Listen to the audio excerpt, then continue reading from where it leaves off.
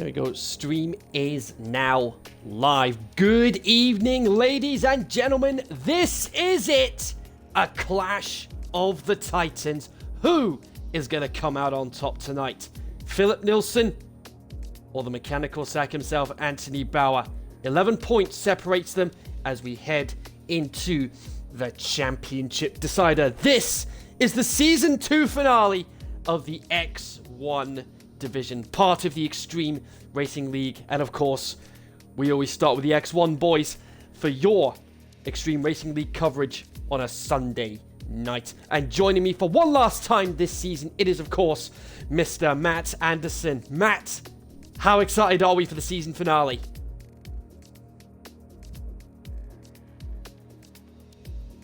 Yeah, if you haven't seen last week's race, folks, definitely go check it out. It was an absolute classic. But reason why we're both really excited about tonight is because the championship is at stake here. Who's going to win the title this season? Is it going to be Mechanical Sack or is it going to be Philip Nilsson? But before we get into all of that, we're just going to quickly run through the lineup for this epic season finale. We've got Zola, Ultimate, Waddington, Sack, Tamer Curve, Cyclone, Lopez, Chungus, Master Plane, Liam, Irdica, Penku, Jorge, Mr. Wilson, Philip Nilsson, Colossal Brush, Path, and Ollie. So that's your lineup for this evening. This is it. This is what we've all been building up to. 20 races later, and here we are for this season finale. Championship on the line. So let's just run through the standings very quickly. We'll go with the Constructors' Championship first, just like I did last week. So there we go, we got Red Bull Racing at the top. They are our Constructors' Championships for Season 2. They secured that in Austin. 464 points. Racing Point, they have secured second in the championship with 349 points. Mercedes have secured third, 296. So that's your top three for the Constructors' Championship sorted. But the midfield, oh boy, it's very juicy in the midfield. Alfa Romeo 172, Ferrari 167, Williams 165, and Renault 163. 12 points either way between those teams could swing the midfield battle in the championship. Haas with 119, McLaren with 104, and Toro Rosso at the bottom with just 81 points. So here we go, and now this is what we've been focusing on. You'll have seen up on the YouTube channel just minutes ago, I put up the Season 2 finale preview for this very race. Mechanical Sack at the top with 257. Philip Nilsson at second with 246. Arthur Bowler, 215. Anthony Waddington, 207. Beard Boost, 153. Master Plane, 130. Cyclone 127, Meet Dean 125, Penku 50, and the boss himself, Lopez, with 46 points. That is the top 10 for the championship. There's a lot of ramifications for the championship tonight, because not only have we got the battle for the championship itself, but the battle for third between Ultimate and Waddington. And interestingly, the ramifications for Sack and Nilsson are basically the same ramifications for Ultimate and Waddington. So, let's run through the ramifications for the championship as we race with Tamer Curve right now, one of the first drivers out on track today. For Sack to win the title, he needs to at least finish on the podium to guarantee he wins the title regardless of what Nilsson does. Or he can just outscore Nilsson in any capacity. For Nilsson, the odds are firmly stacked against him today, but hey, we've seen over the last few races, it's been very unpredictable. You just never know what's going to happen. For Nilsson to win the title, if he wins, he needs Sack to finish off the podium, fourth or worse. If he finishes second, Sack needs to finish 7th or worse. If Nilsson finishes third, Sack needs to finish 9th or worse. If Nilsson finishes 4th, Sack needs to finish 10th or worse. And for Nilsson to win, if he finishes 5th, he needs to get the fastest lap as well, because that will give him 11 points, and he has to hope Sack fails to score at all. So that's the ramifications for the championship. As I say, Nilsson's going to need a miracle today to be able to secure the championship. And talking of Sack, let's ride on board with him as he comes through the chicane here up to the tight left-hander of this hairpin, and then the long back straight. Accelerates through the gears, gear 4, gear 5, gear 6, 7, DRS wide open, accelerating, gear 8, clocks in 200 miles an hour. What's his top speed going to clock out at? 206, 207, 207 miles an hour down the back straight. That is very quick for Mr. Mechanical Sack. And those the ramifications I just mentioned, it's practically the same for Ultimate and Waddington, but it's Ultimate that has the advantage because he's got more race wins under his belt this season. He's got 3 compared to Waddington's just 1 at Hungary. Because if Ultimate and Waddington tie on points, Ultimate will take 3rd in the championship on countback. And the reason I brought up the 5th place for Nilsson in the championship, as Sack comes across the line. He goes 2nd at the moment with 134.915.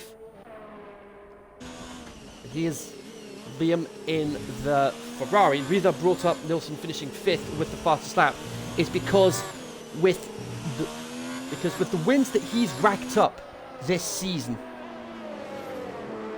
he's racked up 6 wins this season, and Sack only has 2. Because Nilsson 5th with the fastest lap and Sack failing to score, Nilsson will take the championship on that countback. So a lot at stake here. The odds are stacked against Nilsson, but you never know what's going to happen here.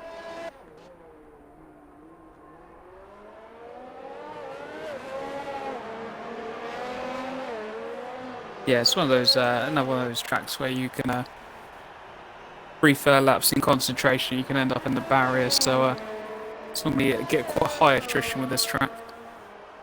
Especially that sweeping right-hander towards the beginning of the track. Absolutely. We've seen a few drivers lose it there on a number of occasions. Could we end up seeing the same happen here?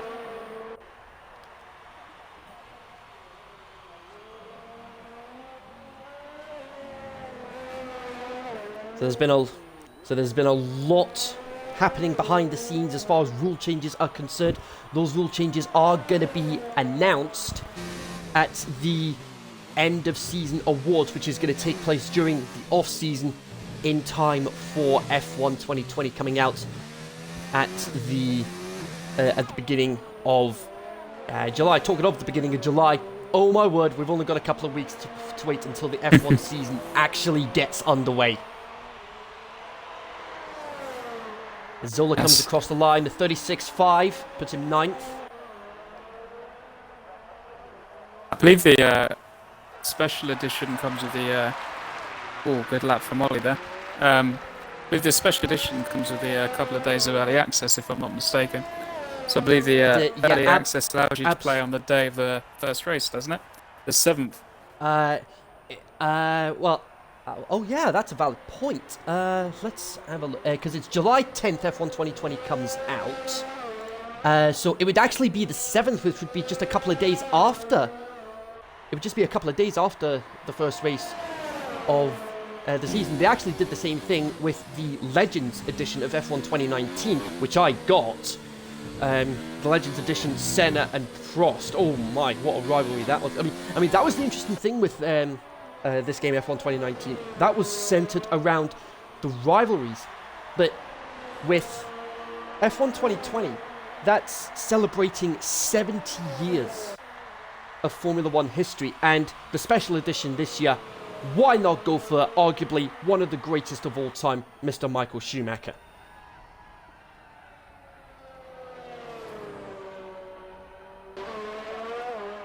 Yeah, so we've got a few interesting tyre choices. JBL going that strategy again of coming out on the hards in Q1.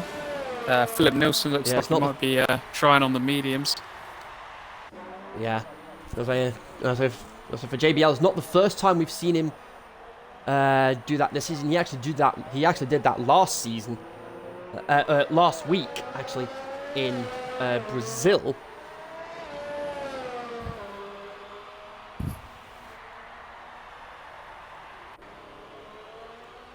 So it is definitely going to be interesting to see how it all plays out. And so for those watching in the stream right now, you can let us know who your pick is to win the title this evening. Is it going to be Sack or is it going to be Nilsson? They're both very, very quick. But of course, we've seen wet weather affected races play havoc to Nilsson's championship hunt, and his DNF in Austin could be a crucial contributing factor to the championship this evening, as Nilsson, and he goes 5th with a 34.962. Wow. He's not far off Sack's time on those mediums. Yeah, that's an attempt away. That's scary signs for everyone else, I'm sure. Yeah, absolutely.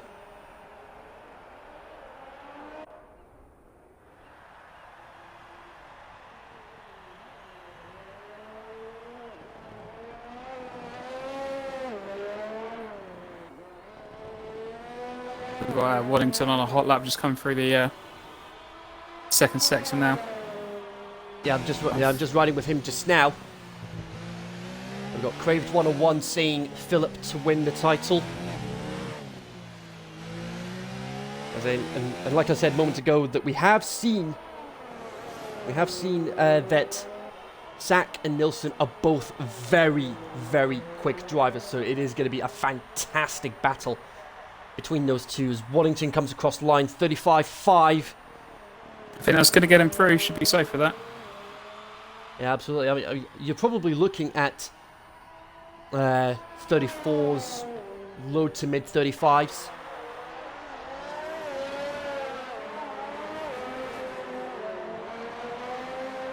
Yeah, I think anyone in the 135s now can probably go in the garage, get a kettle on. Talking of putting the kettle on. I was watching the F1 Rewind races that the Formula One team have been so generous in doing, while us fans are waiting for the season to actually get underway, because we've had no racing this season at all. So they've been very generous, and they've been putting up 2 races every week. One on the Saturday and one on the Wednesday. And this week's offerings, absolute classics. 2 of my favourite races of all time. Japan 2005 and Canada 2011. I mean, during the 2-hour plus rain delay, some of the team radio, I think it was D'Ambrosio, I think it was, Timo Glock's teammate at the time, I might be wrong on that one, mentioning about putting the kettle on and Glock having the last 2 biscuits or whatever it was.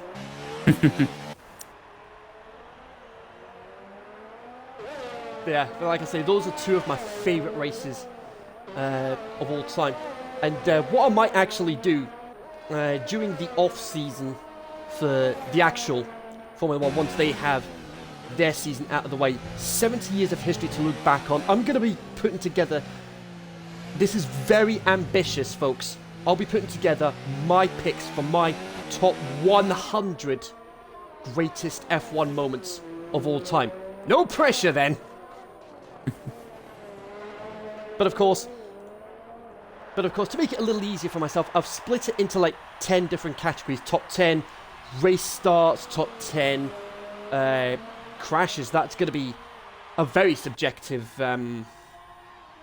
matter to cover. Top 10 pit stop blunders, last lap disasters, race wins, pole positions, championship deciders, season finales, and it all climaxing the week before the 2021 season gets underway with my top 10 races of all time. And who knows, we could end up with some classic moments from this season on that list. Seeing a few drivers retire from the session, more than happy with their times. And just with Jorge and the Toro Rosso. Booker improves. Zola goes to 136.2. 14th, he's out of the danger zone for now.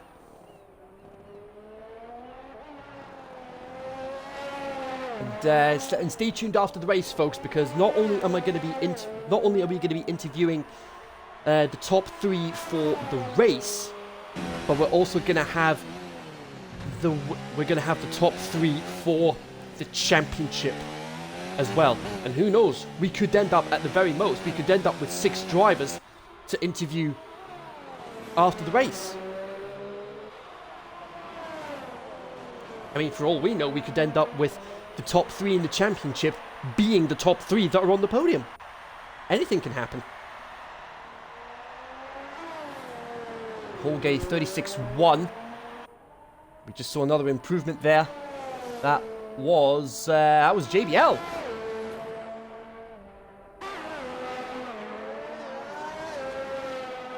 Path very quick in that Williams.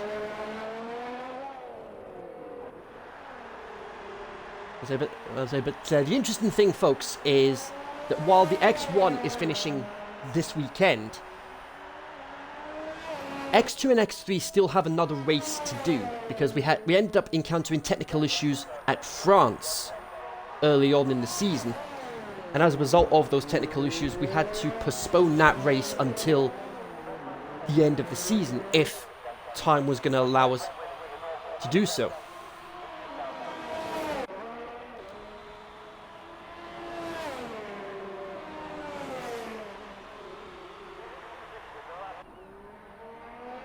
Incredibly close again in this qualifying. Only a few tenths between there's only 4 tenths between 12th and last place right now. Very close indeed. Absolutely. So we've got Liam's coming into the pits now. Got Tamer Curve and Erdica. Or Erdica, however you pronounce it. IRDICA. I was like, how in the world do you pronounce that? I don't know. I'm happy to follow your lead on that one.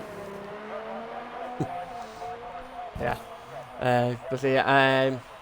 So we got him and Tamer Curve on hot laps right now. But see, the interesting thing here is that this track, especially when you're going through the chicane sequences, this track is actually relatively easy going on the ERS, so you could afford to run the ERS at a higher mode for more of the lap. Yeah, it's a surprising one. You'd think that this track would be a real problem for ERS with all of the long straights, and you don't really think of it as a heavy braking track. But actually, you're right. The ERS does generate pretty easily around here. The Tamer Curve improves a bit, enough, just about. Still in the drop zone though. 9 thousandths. That's all he is. Outer going out right now. Oh, 11 thousandths even. Oh yeah, apologies. But definitely, but absolutely, that is very close. Erdica coming across the line. Is he going to improve? No, he doesn't, but he is going to go for one last lap.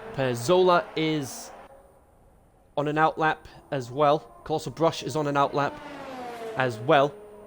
Jorge's not going to improve, so he's out. I don't think he's going to get round.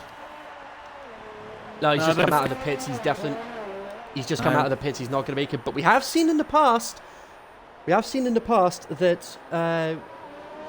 we've had timing glitches for the game. Good point. So who knows? Jorge could still end up getting a lap in. And we had XRL Turbo saying Ollie to win the race, Sack second, and Zola third. Zola in third. That's a pretty bold prediction.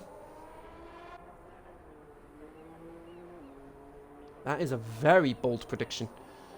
Because not found any time through the first two sectors. He's about 3 temps down. He's going to need a monumental third sector. He is, yeah, absolutely. He's just going to need to give it absolutely everything. He's got everything turned up to the max. Zola's found a 10th and a half in the first sector. That will be enough to get him through. Absolutely. And it would put Brush in danger of being eliminated. I suspect these might be our last 2 laps here. So Brush should be okay. And wow! Whoa! What a last sector. What hamburgers? Where did he pull that from?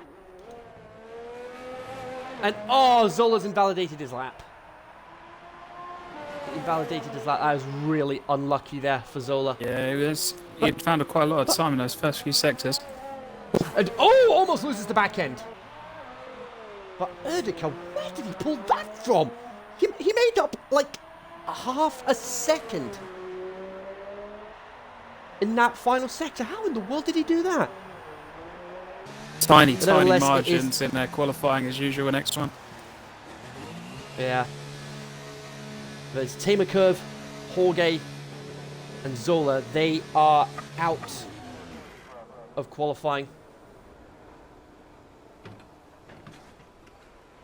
We got Asmo in the chat saying last sector was really hard. How do you find those times? How do you manage to find so much time in that final sector? Yeah, I'm wondering the exact same thing after what we just saw. Unless he made a mistake through there on his first hot lap. Potentially, yeah. Constant Jet saying Ollie to win the race, Sack to come second, and Penku to finish third. A lot of love for Ollie in the chat today. Yeah. So something else I should have brought up when going through the driver lineup. We've got a couple of race bands this evening. We've got the Renault. We've got a Renault band and we've got a Haas band as well. And that was as a result of the incidents we had in Brazil last week. There were a lot of incidents, 20 incidents to be exact, and that is actually a record for the number of incidents in a single race, eclipsing anything we've done last season, which is absolutely spectacular. It did get pretty close to the X2 record from Azerbaijan. Oh my, how many incidents did they have? I think it was 26, 27. Oh my! A few of those were mine, so I won't be on too much of a high horse.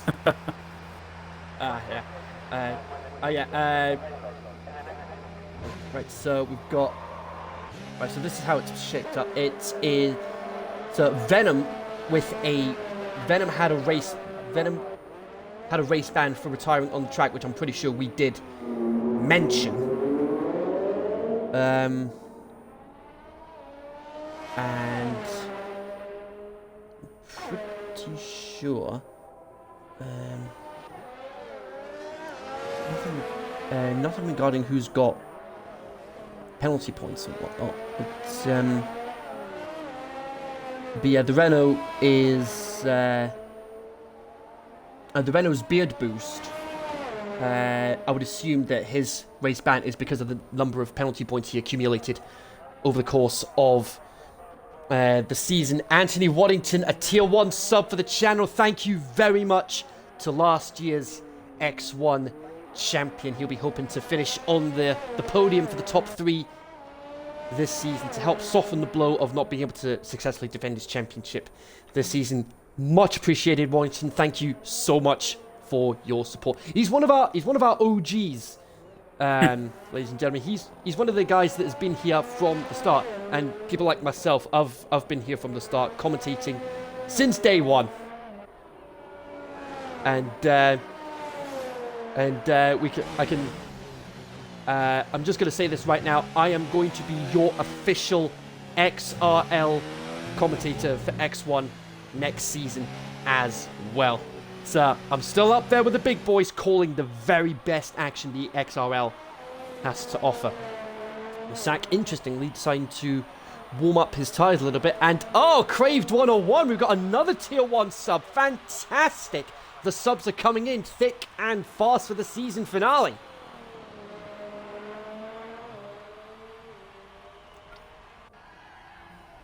And of course, there are other ways you can support the Extreme Racing League. You can go subscribe to our YouTube channel, where the races will go up from Twitch very shortly after they are streamed on Twitch straight onto the YouTube platform. We've also got some classic races from season 1 that are going to be up on the channel over the course of the off season. But yeah. One of the other ways you can support the channel is by having a look at our fantastic merchandise store at the XRL shop. Phone cases, stickers, flag caps, shorts, pullovers, hoodies, and of course shirts and mugs as well. And I, as always on a Sunday, wearing the XRL shirt, which I will be showing off on camera for the XRL Awards. Cyclone first across the line, 35-1, slowest 5 cars we lose in this second part of qualifying, where if you make it into the top 10, the tyres you set your fastest lap on will be the tyres that you start the race on. Here comes Sack. He's gone for the mediums and across the line, 35-4. If you play your cards right with your tyre management, you can get away with a one-stop here, mediums to softs. I've tried that on a number of occasions, and it is possible to do so, providing you don't end up with any incidents to play havoc to your strategy. The safest option would be medium, soft, soft for the... a set of mediums and 2 sets of softs for the race, doing a 2-stop in the process. Penko came across the line, 36-2. Lopez, the only other driver on an outlap right now, and he invalidated the lap. It was one of the Toro Rossos getting out of the way. His fellow Mexican compatriot, Erdica. Who have we got coming round to start their lap? We have got its Path.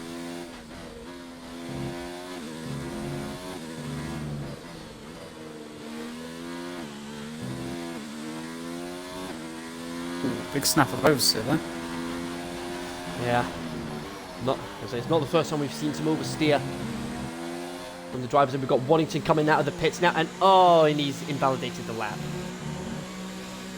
Yeah, really struggling on the curbs. Yeah, must be running quite a low ride height.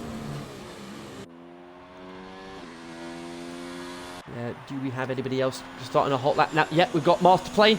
He was the runner-up in last year's. Championship, and he did manage to get a win this season, way back in China, at round 3 of the championship, despite having a poor qualifying performance and a purple sector 1 for him. That's a very good start for him. Got to be careful not to ride the curbs too much.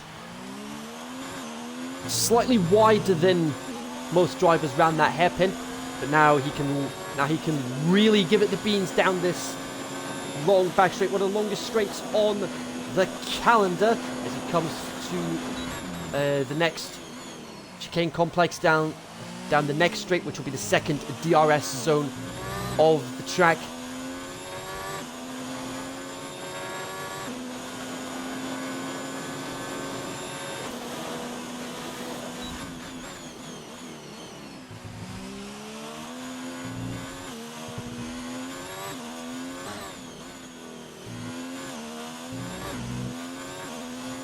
And a purple sector 2 there for Master Plane as well. He'll be very happy with that.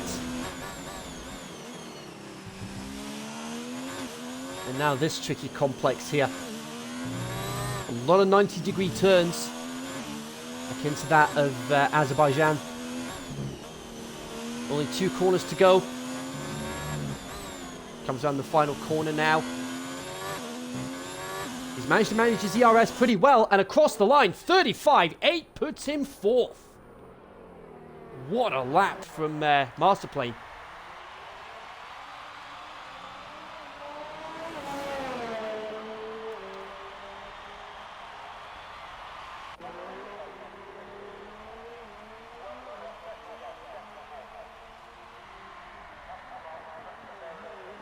Ultimate's just coming into the last few corners now. Finishing up his hot lap on his mediums. Looks pretty quick. Times definitely look okay.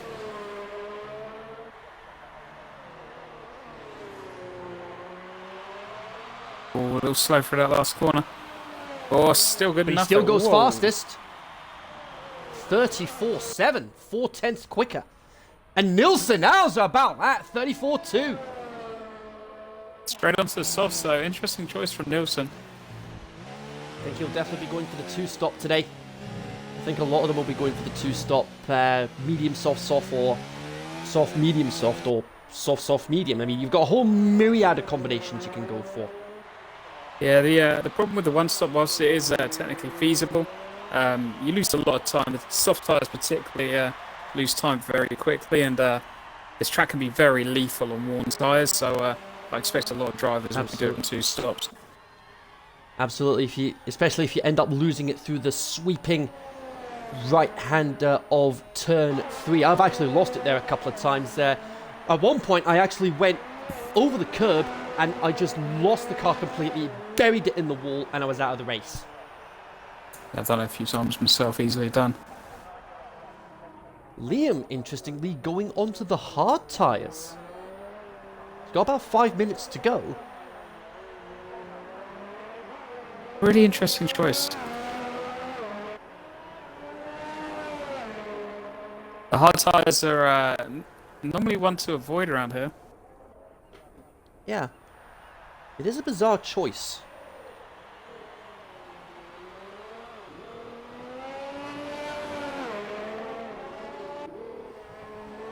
He's backed out of his lap. Maybe he's going to pull in and grab some softs.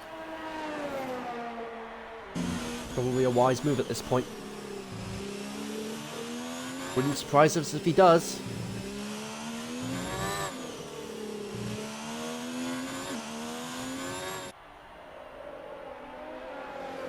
Seems to be turning the car up.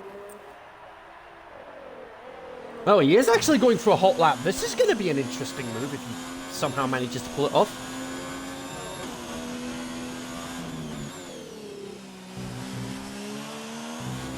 A little bit tentative turning in there. Very brave on the curbs. Absolutely, and he's half a second up on his time. His 6 times a 140, so it's not saying much.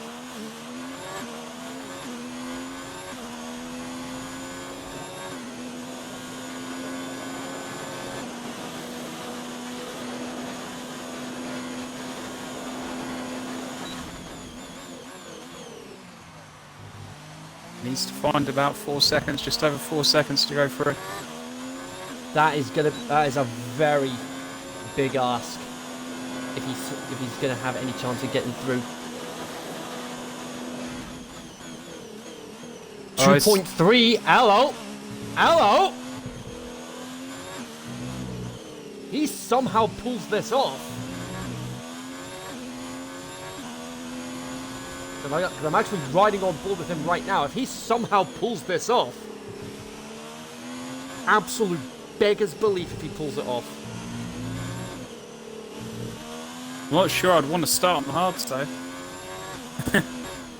No, that wouldn't be my first choice either.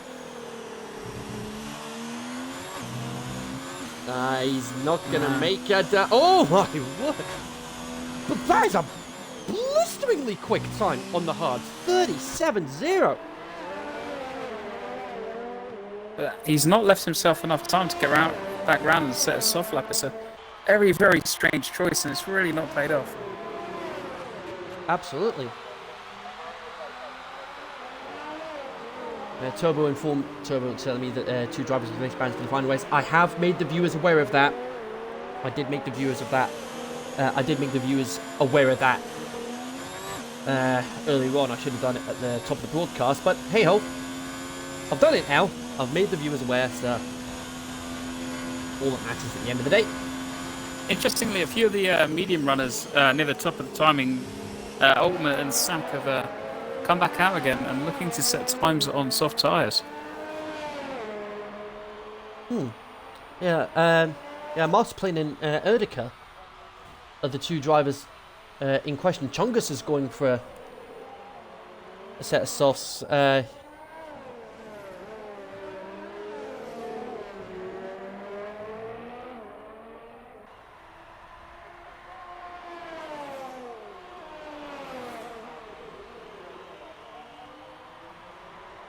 We've got Lopez on a flying lap as well.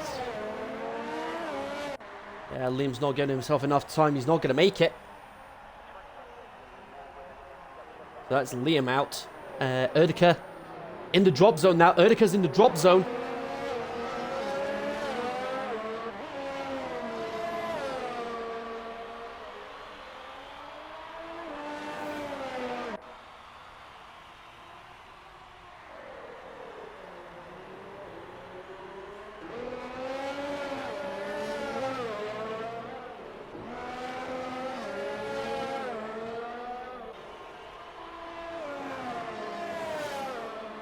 It's going to be pole for Ultimate.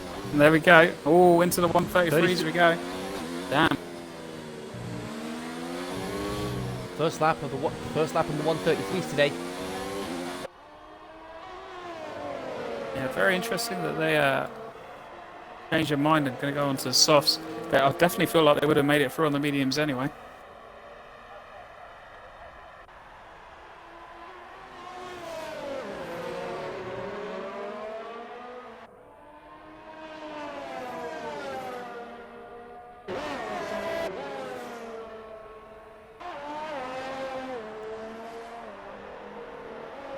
Lopez really close behind Mr. Wilson, but they're both on a hot lap. He doesn't need to move out of the way. Oh, Lopez is invalidated. But he has made it into the top 10 though.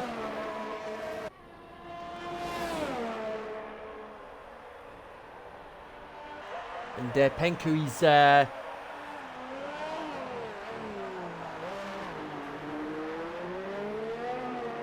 Zola saying in the chat there, I knew I had no chance in next one, I'm just glad it's over. Lol. And he's saying he's moving to X2 next season. Zola, for the record, folks, he is one of the he's the main commentator for X2. Who knows? We could end up seeing him commentating. Elsewhere in the XRL next season, or whether he's just going to focus on the racing side of things. Who knows? We'll wait and see what happens. And Jack Smith's saying he's going to move down to X2 as well. The X2 races, they're at 8 PM UK time. The times are going to stay the same. Just misses out. Ah, unlucky. Just needed an extra 10th to be able to pull it out of the bag. All on Penko. Is he going to knock Lopez out? No, No, he isn't. He doesn't Lopez, the boss, makes it into the top 10. So it's just the path then that's going to be starting on the mediums. He'll be at a disadvantage. Only for 3 or 4 laps though. Those softs are going to cross over with the mediums very, very quickly. Yeah. Yeah, I say he's going to be at a disadvantage. He'll be a little bit slower to start off with, but he will be able to go longer for his first stint.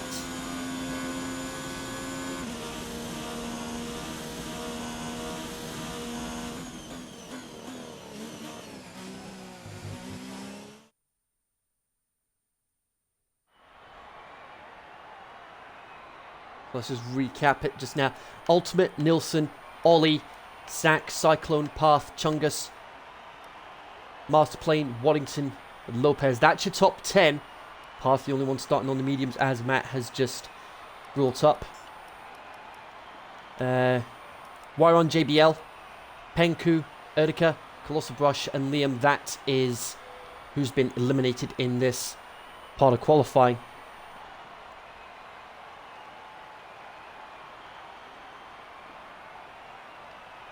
As I was saying, need a lot to go my way, to be honest. In RB next, RB probably.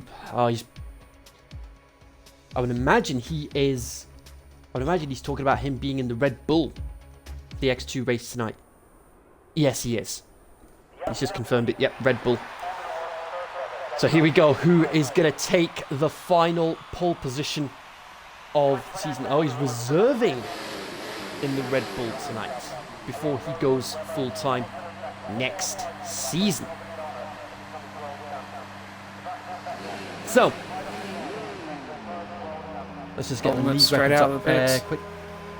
Just get the league records up one last time in qualifying this season anyway. I was informed earlier that even though Ollie did get a pole position in Mexico this season, it's not officially on the league records because he got it as a reserve, and the reserves records don't go onto the X1 league records until they get into X1 themselves as a full-time driver. So that's why his pole position isn't on the league records on our Discord server right now. But if he ends up making it into X1 potentially as early as next season, then you'll definitely see that pole position on the league records. Last season it was Mechanical Sack who took pole position. I know there's a few drivers being promoted up from X2. I suspect that Ollie might be one of them, along with the 2 drivers that are reserving here tonight. Both of them very, very quick drivers. Zola's just confirmed it. Zola's just confirmed Ollie is going to be in X1 next season. A lot of shake-up. And Path as well. Path going to be in X1 next season as well. There's a big shake-up of the roster heading into next season. Turbo saying he'll be in X3 next season. So it looks like we could potentially have some closer championships on our hands. I mean, who knows? Next season, for all we know, we could end up with another championship decider.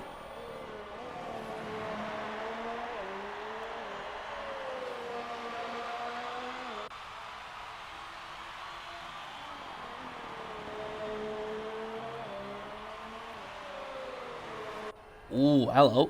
Zola saying in the chat as well. Next season, X1 will be the fastest it's ever been. Yes! Freaking please! Those who know me well know how much I love just flat out action all the way. And we've actually had a few of those races where it's just been action lap after lap throughout this season.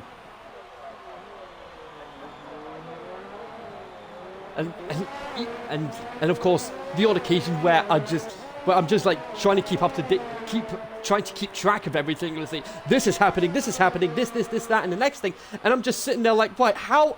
And people are wondering how on earth I'm still going and I haven't run out of breath. Zola, I think any of 6 people could win the title next season.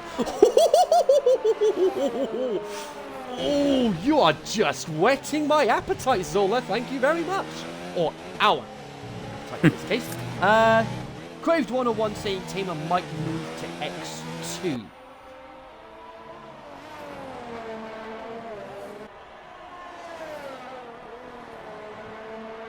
Ultimate 33.9. What's Sack gonna do? 34.9. He's about second off.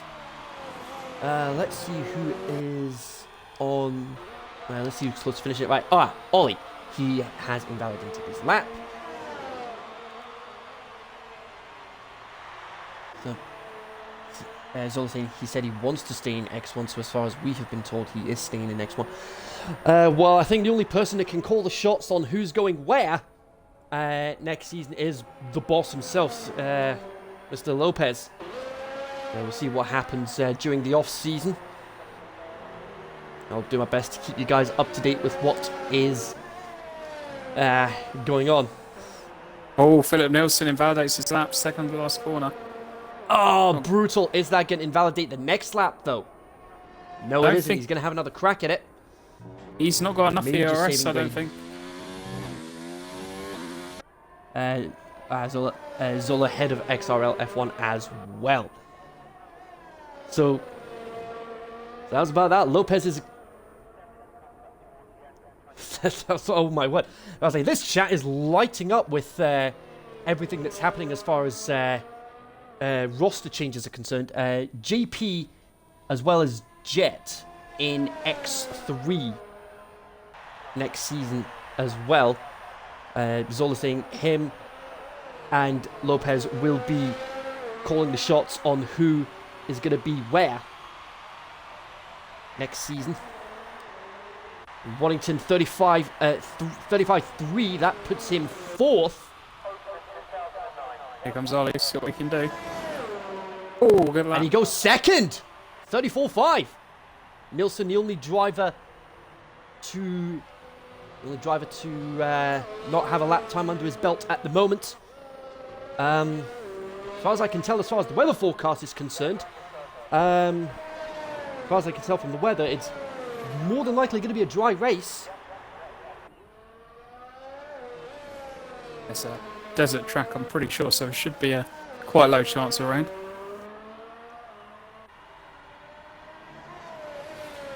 Yep, Zola confirming it is going to be a dry race.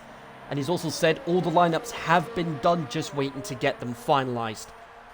So there we go. Confirmed right there. The lineups have been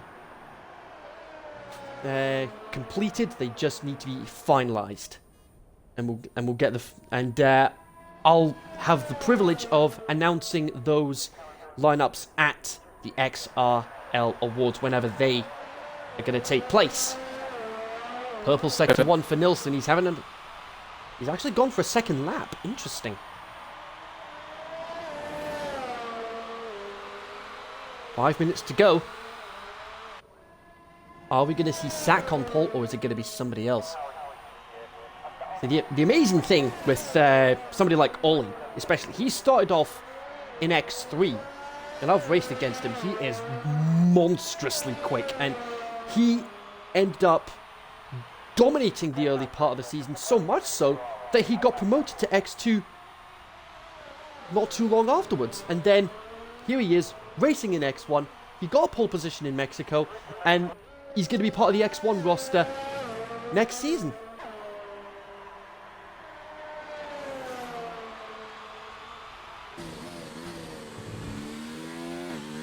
Philip Nielsen looking incredibly quick. I think that was another purple sector. Yeah, he's done well to manage his ERS as well. He's very close to the wall. Oh, that wall hat. Oh, it's just JP that's moving to X3, not Jet. Right, okay. Oh, split the Mercedes. There he's there. It's the Racing Point meet in a Mercedes sandwich, if you will. 34-2. So this is your top 10 at... This is your top 10 at the moment. And as I say, the top 3, they're actually pretty spaced out relatively evenly. About 3/10 between each of them. Ultimate on provisional pole. Nilsson second, Ollie third, Path fourth, Sack fifth, Waddington sixth, Chunga seventh, Cyclone eighth, Lopez ninth, and Masterplane rounding up the top 10.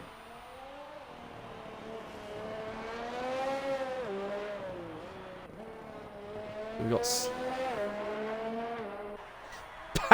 Pink Merc is fast. Wouldn't be too surprised if Nilsson ended up with one of the big teams next season. Ferrari, Mercedes, Red Bull. Who knows? Going to be very interesting to see how it all plays out.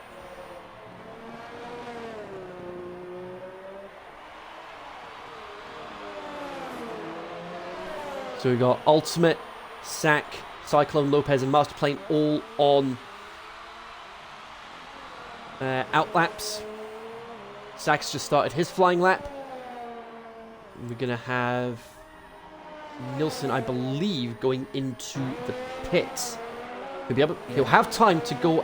He'll have time to come in, put on a fresh set of boots, and go for one last blistering lap. Is Ollie going to come out of the pits though?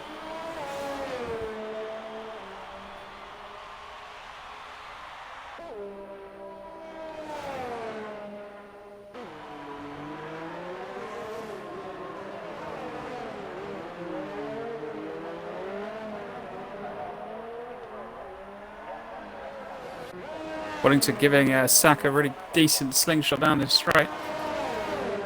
Very well played there. Good teamwork. Yep. By the Constructors champions. Absolutely, yeah. Very consistent all season. Red Bull boys.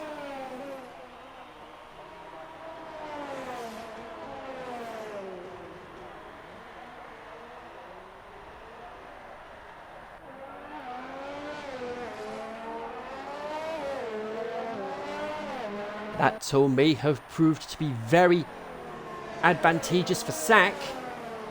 He's got 33.9 to beat. It's going to be close. It's going to be very close. 34.5 puts him third.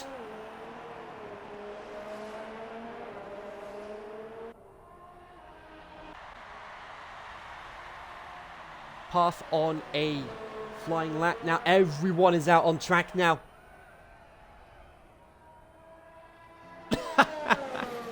XRL Turbo, I'm hoping for the Williams next season. Zola responding, toothpaste. Because the initial livery for the Williams team before the Rocket sponsorship got terminated, fans said the Williams car looked like a tube of toothpaste. After finds another 10th for pushes himself further into pole. It's just clicked on me with the new game just around the corner. What are Codemasters? I don't think Philip Nilsson's got time to make it to the line. He's not going to get a lap in. 4, 3, 2, 1. That's it. He's done. That's it. Nilsson's not going to get pole. It's just clicked on me as well. What are Codemasters going to do as far as Williams livery is concerned? Are they going to put the new livery on in like some sort of patch or something? Yeah, no doubt they will. They're going to have to update the performance as well after we've had a couple of races. I would imagine so. Waddington finds a few places. Path's looking quick. And that's one of the Mercedes. P2. One of the Mercedes. Path, how's about that? P2. So one of the Mercedes. It's Ultimate, I think. So one of the Mercedes had an off at the chicane. Couldn't quite make out who it was. There's 2 temps up. Zola saying we don't even know who's going to own Williams either. Oh yeah, because a couple of weeks ago, Toto Wolff actually purchased a stake in the Williams team to try and help keep them afloat. I'm pretty sure I mentioned that last week. I might have done, I don't know. But anyway, here comes Ollie. Whoever could Very in that quick last around corner. that final corner. What's his time going to be? 34.4. And Lewis doesn't improve. And Ultimate in the pits. So it's Ultimate that takes the final pole position of the season.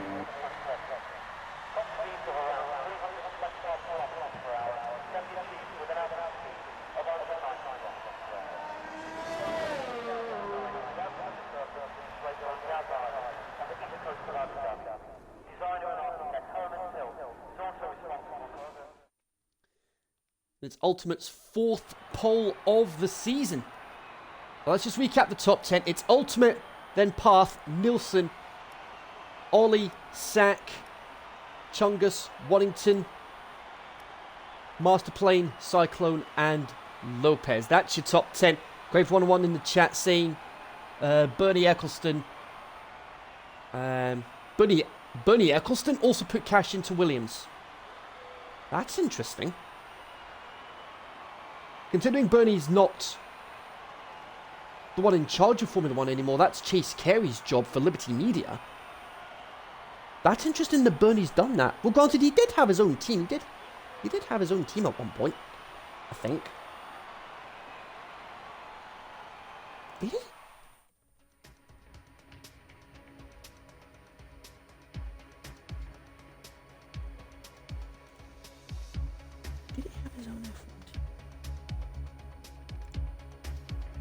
He was a team owner at one point.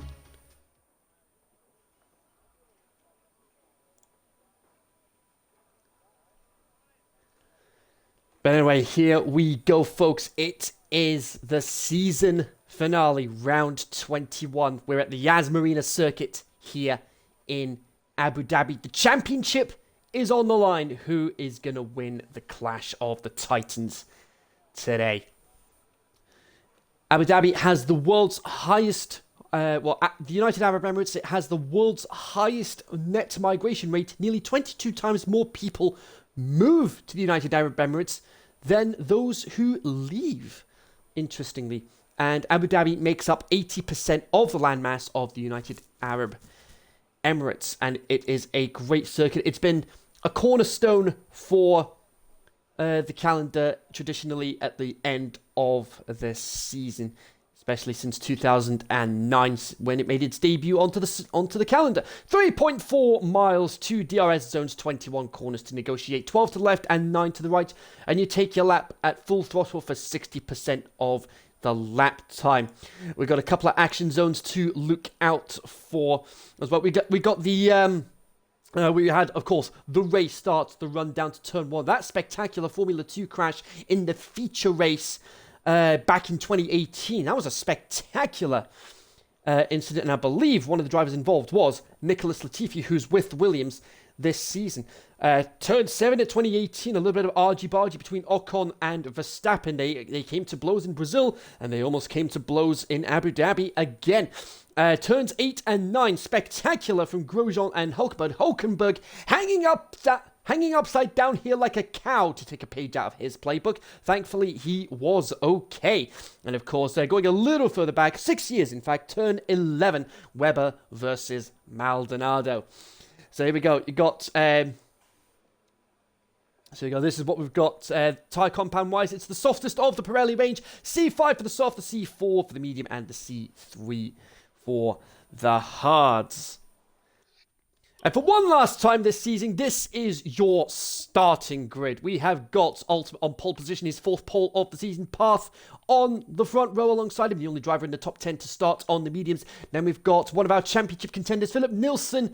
First blood for Nilsson in 3rd, and Ollie is alongside him in 4th. And you've got Mechanical Sack, our championship leader, in 5th. He'll be out with a point to prove as if things stays the way they are on the grid. Sack will be the champion.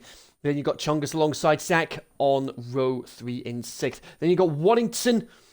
He's got a lot of ground to make up if he wants to be Ultimate for 3rd place in the championship. And you've got Masterplane alongside him. The 2 championship rivals from last season on row 4. Hanil Patel in 9th. Another top 10 performance for him.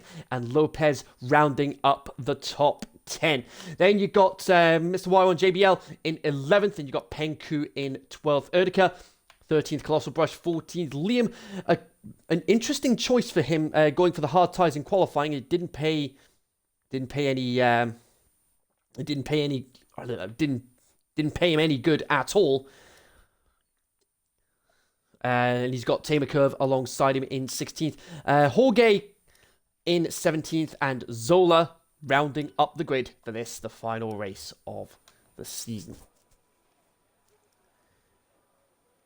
Craved 101 saying the fan car back in the day. Oh yeah, the fan car.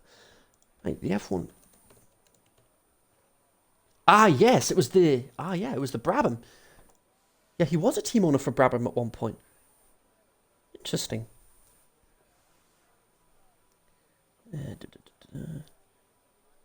Other activities. Oh, Queen's Park Rangers. How's about that?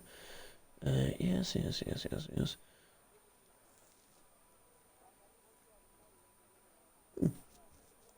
Fascinating. And Turbo saying it'd be a shame to see the Williams name leave Formula One, especially when they're one of the most successful teams of all time. Absolutely. I mean, they went from championship contenders in the 90s and early 2000s to being at the back of the grid. It's just a case of how the mighty have fallen. And we are ready to start the formation lap. First formation lap of X1. We are going to have a formation lap from next season onwards. Craved 101 saying good luck, boys, and Zola confirming formation lap for all leagues now. And we got Jamie Keats watching as well. He's our X2 champion. So here we go.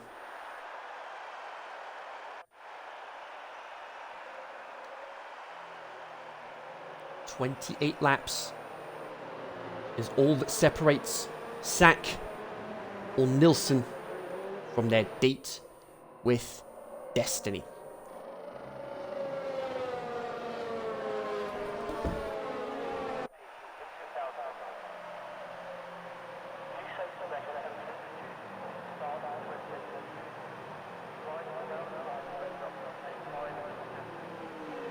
The tyres, everyone's starting on Path, the only driver in the top 10 starting on mediums. You've got Penku on the mediums as well. Brush, Liam and Jorge all starting on the hard tyres. Looks like they'll be definitely going for a one-stopper.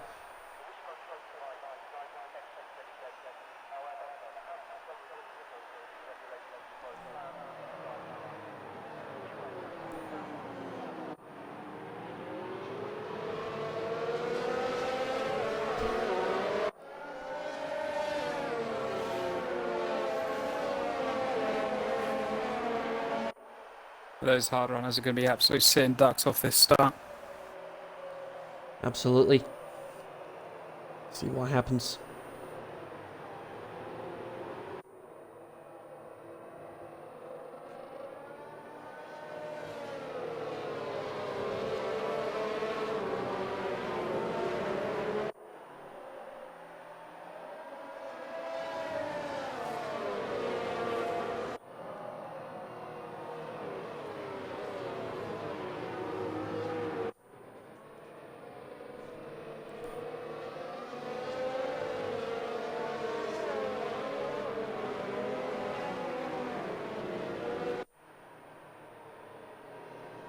So here we go.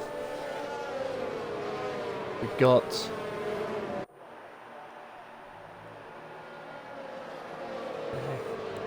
you can stay tuned for the more XRL coverage this evening. We've got X3 starting at 7. We've got X2 at 8. So here we go.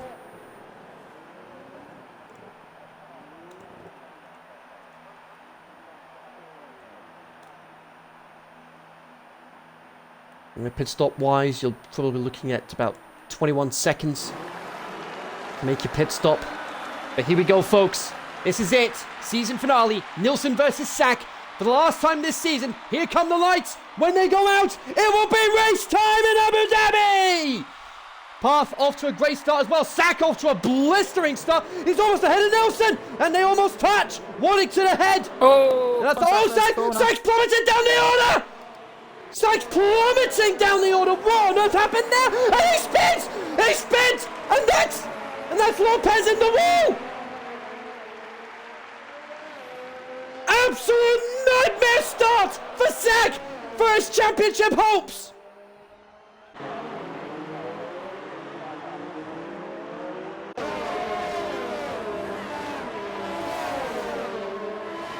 He is going to need to pull off the mother and father of all recovery drives, and Nilsson has put himself into second place. He managed to avoid all that carnage behind him, and now he's got Ultimate to chase down.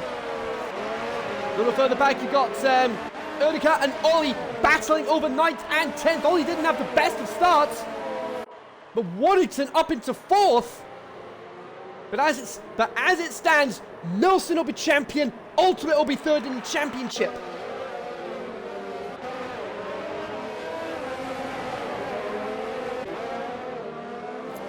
Ollie's got some front wing damage. Oh dear.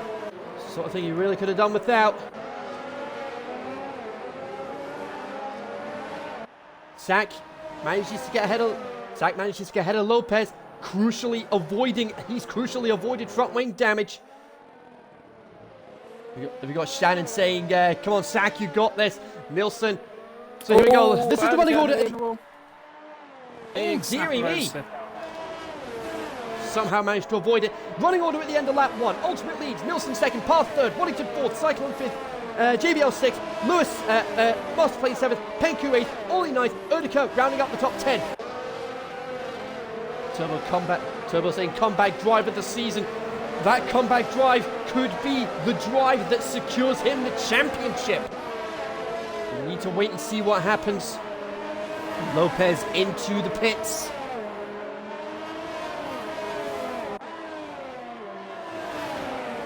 Penku right on the back of Masterplane.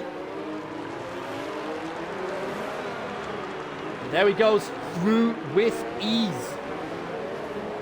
Into 7th. Oh, Penku nearly drops on the curb. And Masterplane gets back through. Yeah, he nearly dropped it. He's coming back though. Just about enough space. Very well played there.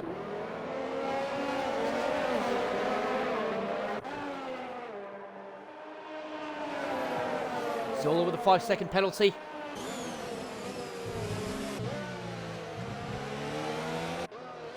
A little further ahead, you've got Waddington trying to get himself ahead of Path, but he's got Cyclone right behind him.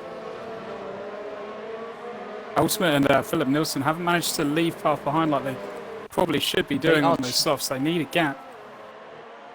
They are trading blows as far as the fastest lap is concerned. Ultimate got it, but then Nilsson taking it back.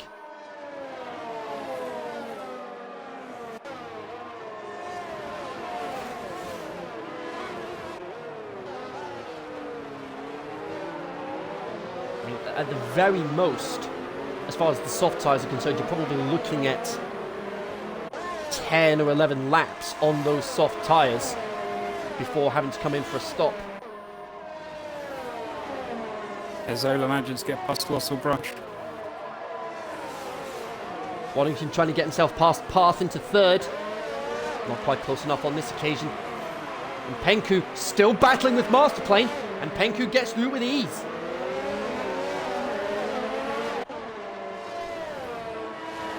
And Sack starting to slowly carve his way through the field. He's up into 16th now. He's managed to get a place. He's managed to get another place back, and Waddington gets into 3rd.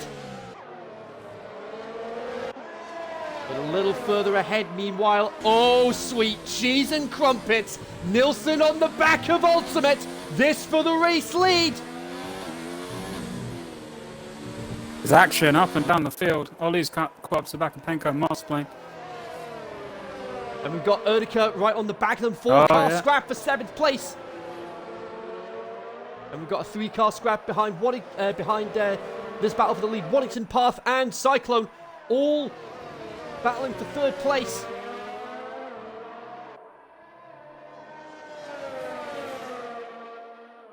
How long are those softs going to hold on for?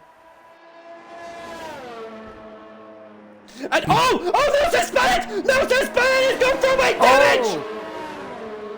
What a game changer that's going to be for the championship!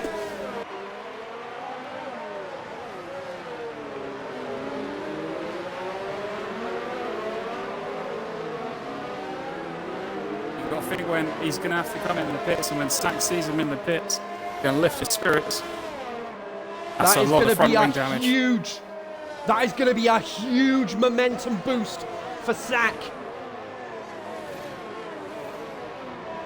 He's going to lose a lot of time getting that to the pits.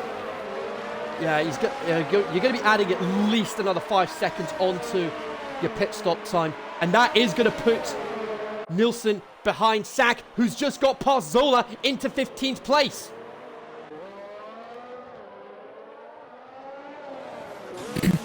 Penko on the back of Nilsson now.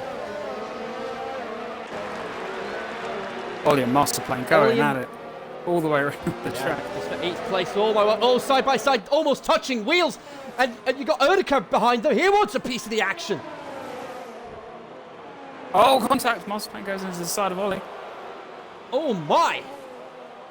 Erdika taking advantage. Yeah, he gets lost through. a couple of places as a result of that. Chungus is catching up to the back of him as well now, and he's dragging Liam and Tamer Curve along. Liam did very well on those starts, must be said. Erdika in and Chungus in as well. Oh no, it's Nilsson it's in. Nilsson does indeed come in. And he falls behind Sack. That is going to be crucial. Waddington battling with Path for 2nd place. And Waddington's going to have the DRS. He's going to have the advantage here. Slots in behind. And you got Cyclone trying to get past his teammate as well. Mr. Wilson coming to join in as well. Cyclone shot, but Path shuts the door on his teammate. It's a little bit naughty really there. bunching up the way that they're all battling. I think he made one too many moves there.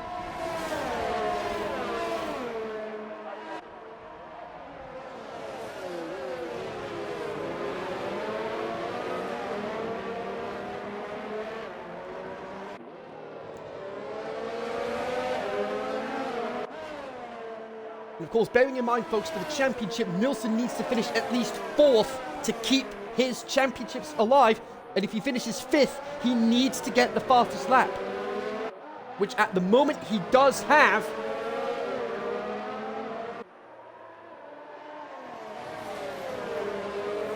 About to head on to lap 6. Ultimate has already got a 6-second lead over this battle for 2nd. Waddington, Path, Cyclone, and JBL. Managing to avoid keeping it out of the wall there. Couldn't get my words out there. Oh, side by side. Sack into the pits. That's very early, but of course. Path has got through. Well, Sack. Oh, he's trying to cut off Nilsson. The Path has dropped it. And Waddington gets through into 2nd. Yeah, started so Cyclone. JBL's going to have a run as well. 2nd down to 4th. Is he going to go down to 5th? Yes, he is. JBL's making a move on Cyclone. He's going to try and get past Cyclone here. A 2-for-1? No way! Oh, contact. And oh my word! Where did Penko come from? And what? And Penko gets the 2-for-1. He's now into 3rd. He got the 2-for. Actually, he got a 3-for-1 deal there in the space of a couple of corners. JBL's got something damage. I think this is the point where the drivers are just saying, yes, we are aware a championship is up for grabs, but screw that, gloves are off, let's just race! Oh, Tamer Curve, he's slammed into the side of Liam. Oh my, and Ultimate into the pits. Ultimate's into the pits. Race leader in the pits, and that's Waddington. Goes through. JBL does come in. I think that's to repair the wing damage. Master Plane in as well. Yep, it is to repair the front wing damage. This has really played topsy-turvy. That start, the early stages of the race has played topsy-turvy with the running order. Nilsson back up into 12th after that pit stop. Sack.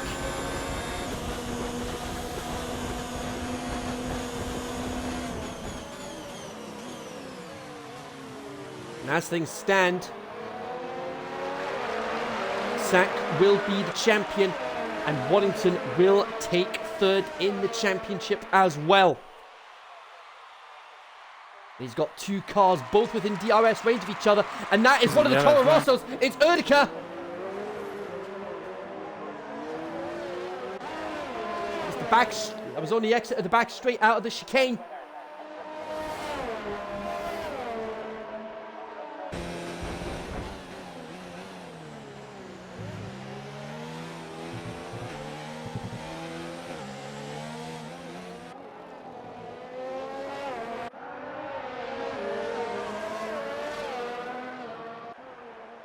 Absolutely brilliant racing here up and down the field.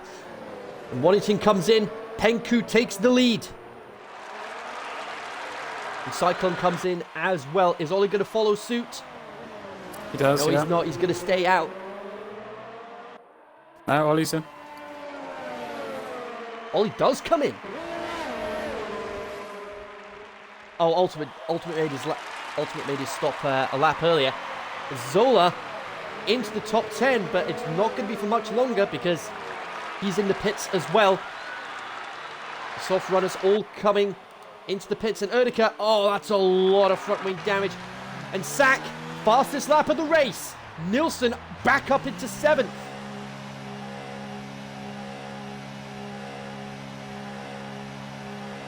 At the moment, 7th will not be enough for the championship. Nilsson needs to get up to at least 5th with the fastest lap, or 4th.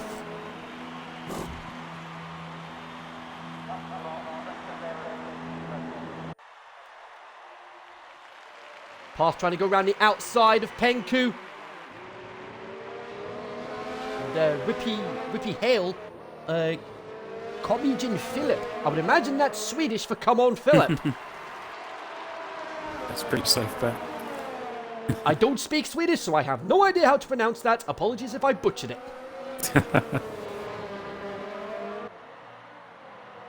Sack gets into 11th. He's got the fastest lap of the race so far as well. And he's still setting purple sector times.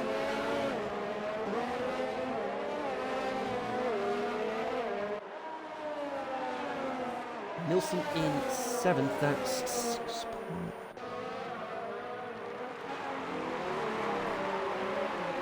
Master Plane into 9th. And Ultimate takes the fastest lap. Also, Brush has fallen off the track. The 3rd sector. Lost a lot of positions. Has he got front wing damage? No, he doesn't. He's just struggling on the hards. Yeah. So those that started on the hards. I mean, actually, those that started on the hards, look at this. Jorge in 4th and Liam up into 5th. They've somehow avoided the carnage at the start, and as a result, they're in the top 5. And Sack into the points.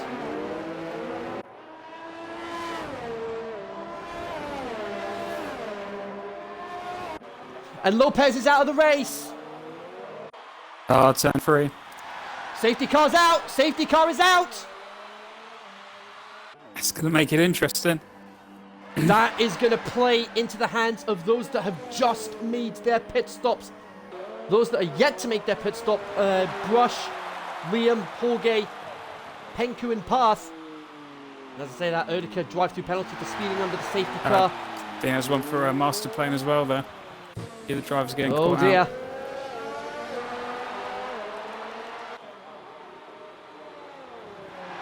That safety car has just played dividends. for this championship hunt. And Parth and Penku do indeed go into the pits. These are hard runners. They're going to need to get off these hard tyres. And they do. Yeah, they're both coming in. Penku in. Liam in. Is Colossal Brush going to follow suit?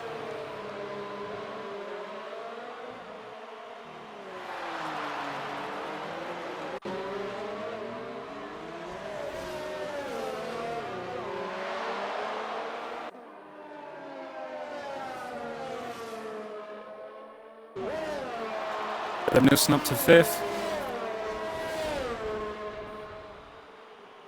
Does he have the fastest lap? No, he doesn't. It won't be enough for the championship. Second to 8th, though.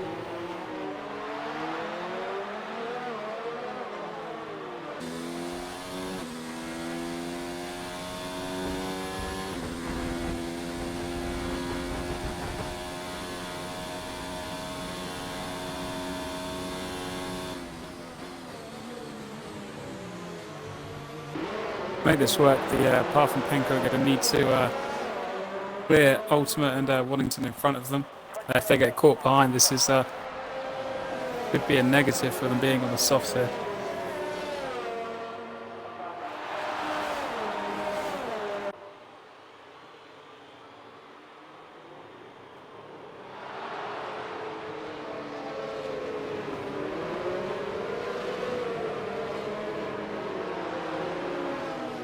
Let's just recap the running order at the as we're under safety car conditions. It's lap 10. Ultimate is leading, Waddington second, Parth third, Penku fourth, Nilsson fifth, Cyclone sixth, Master Plane seventh, Sack eighth, JBL ninth, and Ollie rounding up the top 10.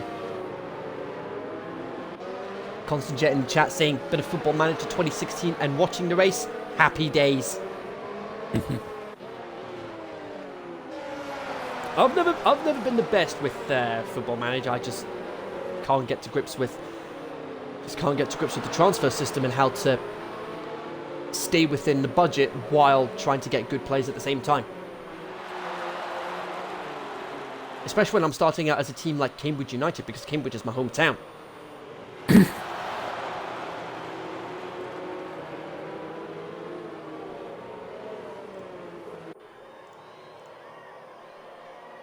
I think the safety car is going to come in the end of this lap.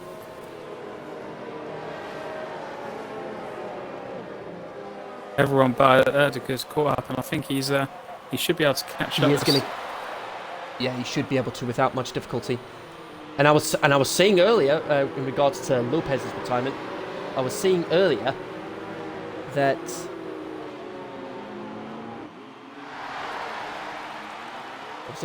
turn 3 does have a tendency to catch drivers out, and Lopez's retirement just proves my point.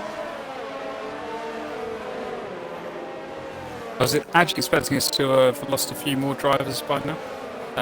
Normally at the beginning of the race while the cars are full of fuel, you get a couple of drivers go around there, so I'm shocked that we've only had one. Yeah.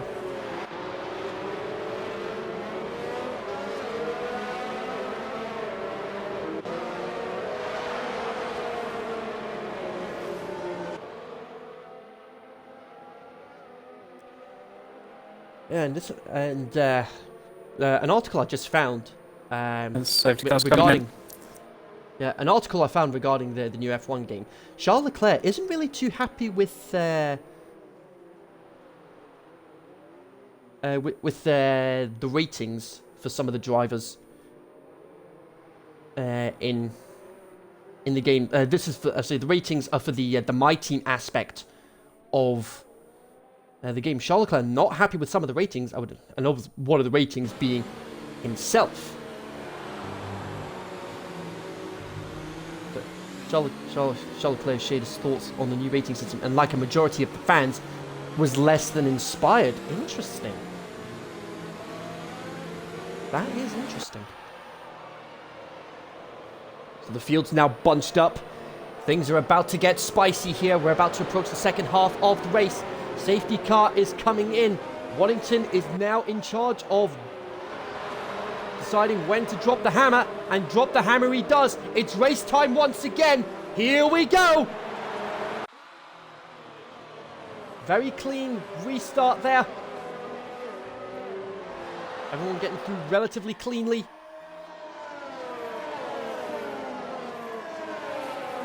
See if anyone didn't warm their tyres up because they're going to spin on that corner. Well, they all get through. They all get through relatively cleanly. The path right on the back of Wellington, of course, because we've been under safety car conditions. DRS is disabled once again. They need to do another 2 laps, so that'll be on lap 14, the halfway point in the race before the DRS gets enabled once again.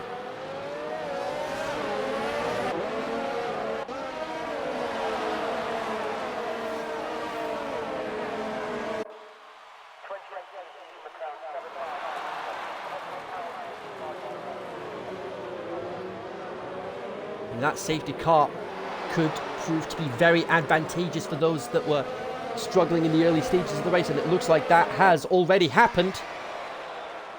Because you've got Nilsson back up into 5th and Sack back up into 8th after the nightmare starts that they had.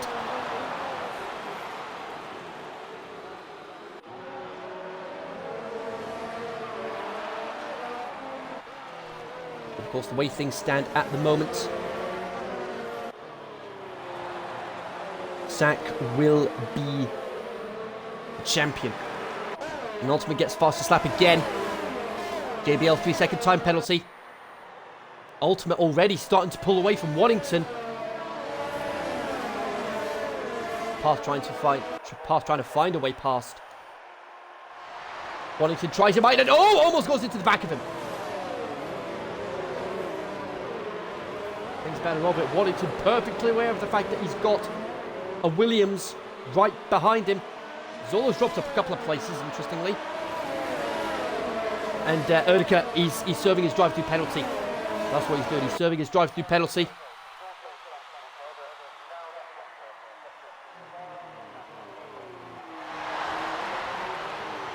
Sack right on the back of Master Plane. Going to try the outside. Doesn't quite make it stick. Colgate and Ollie, though, they're battling a little further behind. Rush getting past Zola with ease. Yeah, struggling with those hard tyres. Oh, here we go. Here comes Sack. This for 7th place. Nilsson into 4th now. And Sack gets through with ease. Nilsson up into 4th now. He needs Sack to drop a couple of places.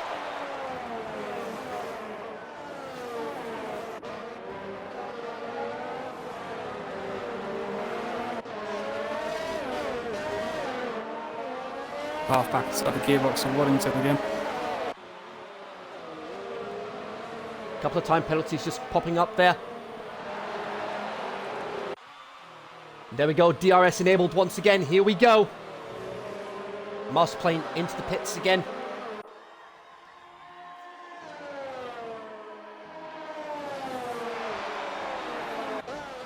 Path again almost into the back of Waddington. Going to try the outside this time. Is he going to make it stick? No. Again, Waddington shuts the door. Waddington very good with his race car. Very, very well played on his defence there.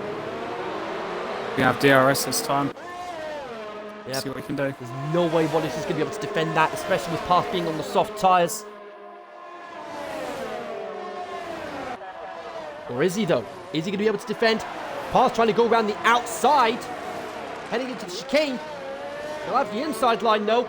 And Nilsson battling with Penku. And Penku gets ahead. Penku down. Penku boots Nilsson down to 5th.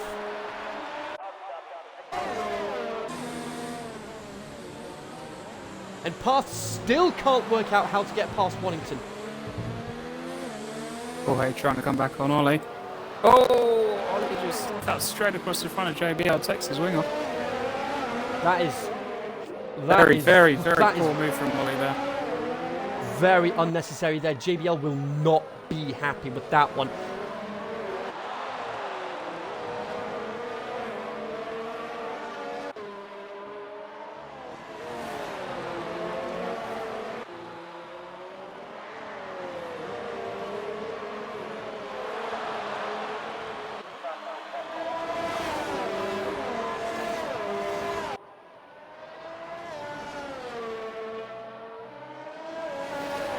Path going slightly wide there at turn 1.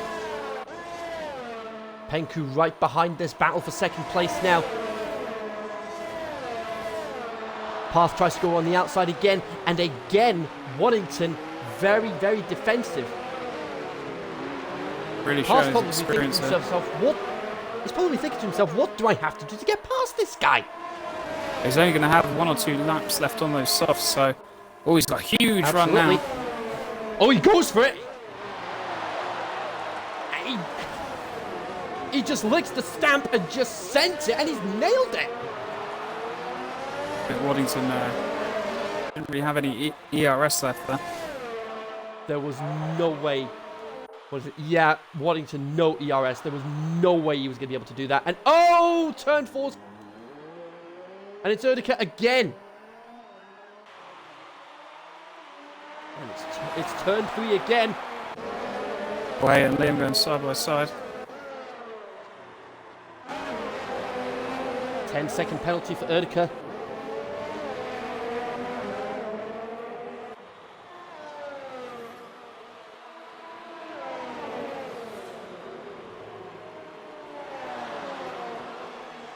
Jorge sandwiched in between these Ferraris, battling for the last 2 points paying positions.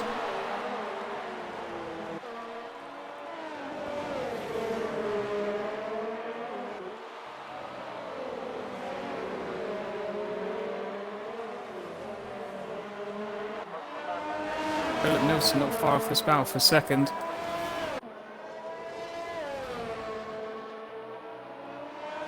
Yeah, he's only about a second behind Penku.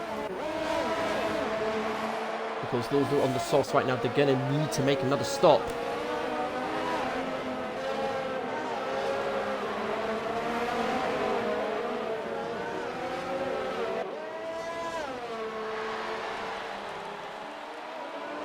I think he got a big run on Waddington. Yellow flag sector 3. Oh, it's Chungus. He's had a spin at the final corner. And Jorge gets past JBL with ease. Thank you, having another run at Waddington. And this time he gets through. Yeah, he gets through. Actually, no, he doesn't. Off the track. Oh. And Waddington takes advantage. Nilsson right on the back of him. Is he going to get into 4th? And now outside the corner. Oh my word, they almost touched. That is definitely a corner cut. He's going to have to give those places back. Nilsson into 4th. My word. Shocking drive. That was a scare and a half. Cyclone's on the scene as well. He's right on the back of the... What's going to happen to Penku? Oh, he's coming into the pits. Does he have front wing damage? I think he does. And Nilsson comes in as well.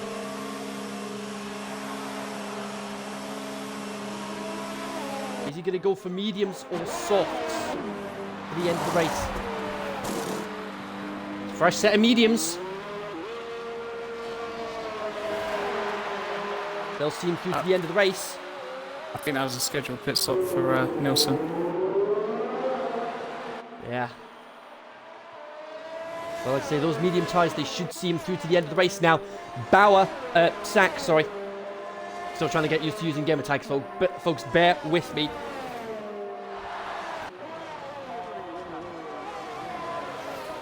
Fifth place for Sack. That's all he needs. He's outscoring Nilsson right now. He's going to have to pit as well. Of course. It wasn't actually that far off the battle. A big run on Cyclone here. He's got 19-second advantage. He might actually be able to leapfrog Nilsson in the pits. He might actually do this here.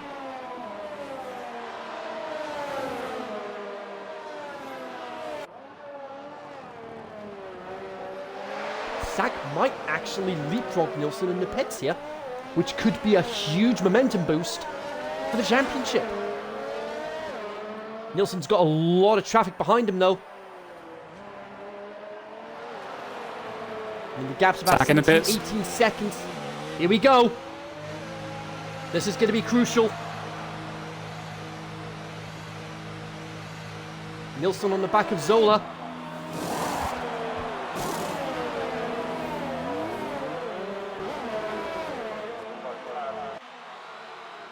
Where's Nilsson? There he is. He's coming around the final corner now. Is he going to get ahead? Yes, he is. The undercut works for Nilsson. The undercut works for Nilsson, but oh, cheese and crumpets. Sack is right behind Nilsson on the track. How crucial is that going to be?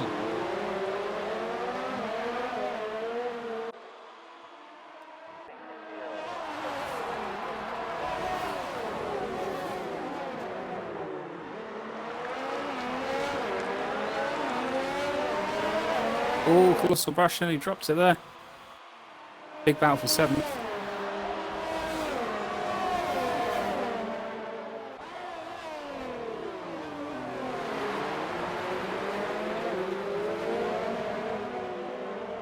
If you ever wanted a spicy end to the season, just add the championship to the mix as well. And we're certainly getting a very spicy race here.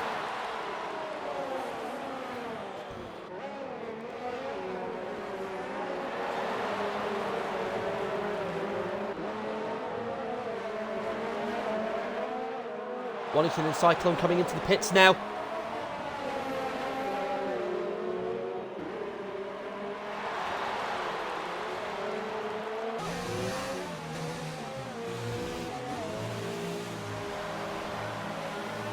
A lot of drivers coming into the pits now.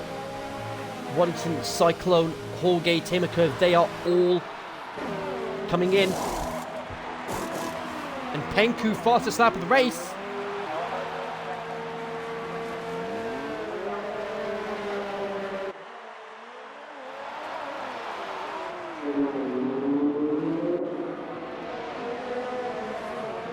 Wellington filtering right behind Sack. I think Wellington is going to need to. I think Wellington's going to need to play the wingman here to ensure that Sack secures the title. But no, he goes for the overtake, makes it stick. I think they're just going to race. Is Wellington not concerned about the Drivers' Championship? Is he not going to help his teammate out? Well, he's battling for 3rd in the Drivers' Championship himself. Sack's coming back That again. is a valid point, so it's a case that, yeah, let's just race.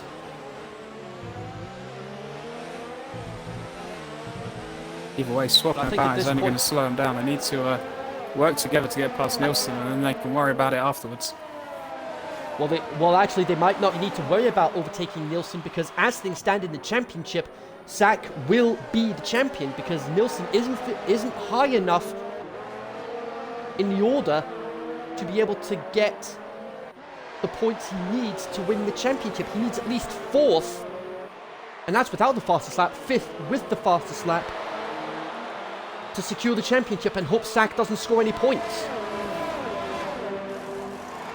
More people coming in the pits. Ultimate still net lead for now. His teammate Ollie's in the lead, but he's surely got to make another stop on those mediums. Liam's going to need to make another stop as well. But look at this. Oh, yes, here we go. Now we're getting... Oh, here we go, baby. Philip Nilsson, Mechanical Sack, Anthony Warrington, the 3 championship rivals for a majority of the second half of the season. Mechanical Sack is right on the back of Philip Nilsson. He's going to try the outside. He almost goes into the back of him. Nilsson perfectly aware that he's got not 1, but 2 Red Bulls behind him.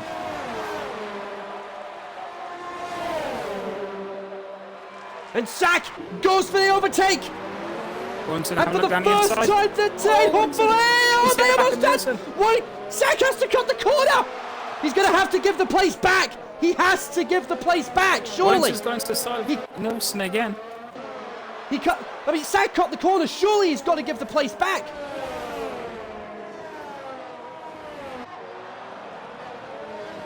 But it doesn't look like that's happened. He hasn't been given the warning. He hasn't been given the order to give the place back. So that's it. For the first time today in the race, Sack is ahead of Nilsson on the track. Ollie and Liam into the pits. How crucial is that going to be for the momentum in the championship? Sack now into third. And if he finishes there, regardless of what happens, Nilsson will not win the championship.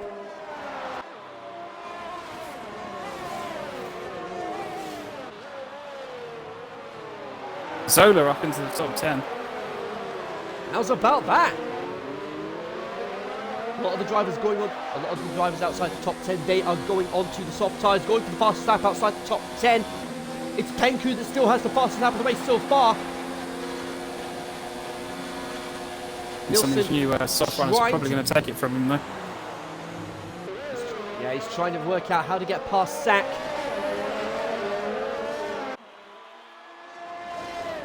But I don't think it's going to happen.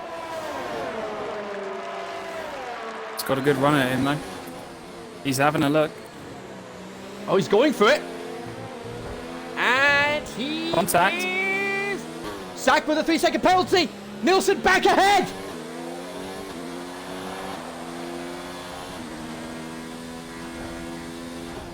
It's getting spicy.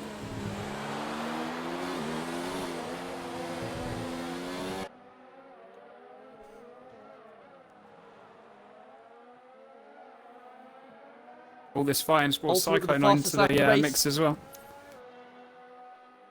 Having a look up the inside of Waddington. Cyclone might be Cyclone might be a party pooper here.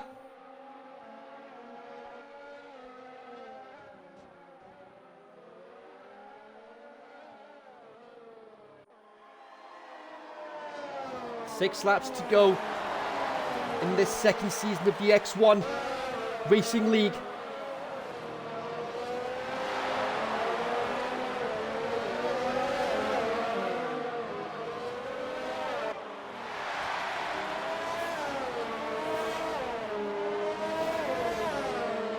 And there's definitely, I think there's definitely a few candidates for, I think there's definitely a few candidates without a doubt for driver of the day, possibly. Cyclone gets past Waddington. Waddington's got the inside line and shuts the door on him. Giving him that false sense of hope. Here, have a foot in the door. Nope! Pushes him out and slams the door. I think he's going to... he's going to try and go through the back door. But again, Waddington, very aggressive in his defending there.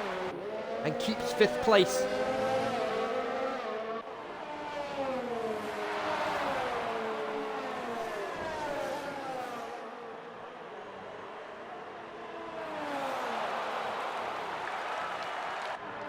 And ultimate again, fastest lap of the race.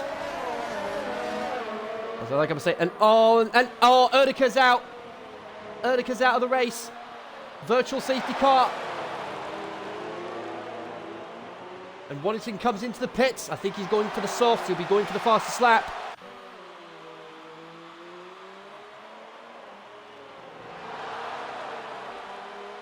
I think he got some wing damage in that exchange with Nilsson. Unlucky. And Zola in as well. He's going for the soft tyres. He'll be going for the fastest lap as well. Outside the top 10.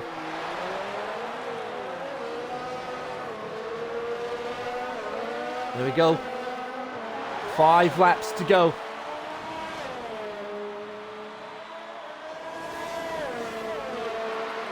Penku, Waddington, Zola, Master Plane. Chunga's coming in now. He'll be going for the softs as well. And for the last time this season, we have a Mr. Wilson train.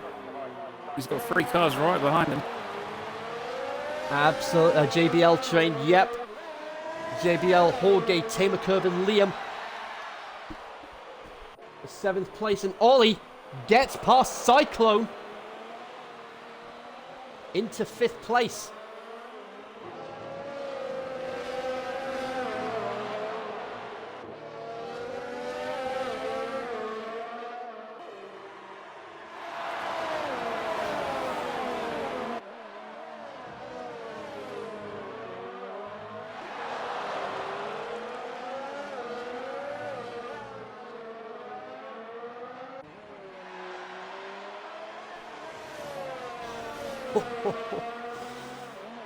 I think he'd be hard-pressed to find somebody that is absolutely worthy of driver of the day today.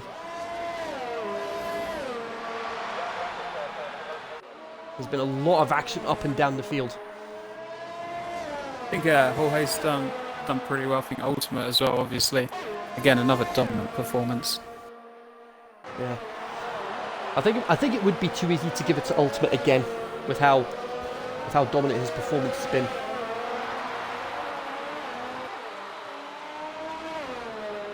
JBL, another time penalty there.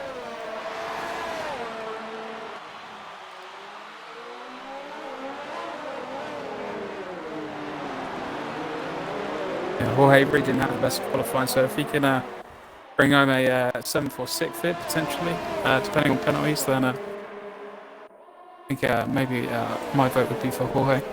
Let's see how it ends though. Yeah, it would definitely help soften the blow to Toro Rosso's nightmare season. And tries to get past JBL here. And I think he's got it. Jorge gets past.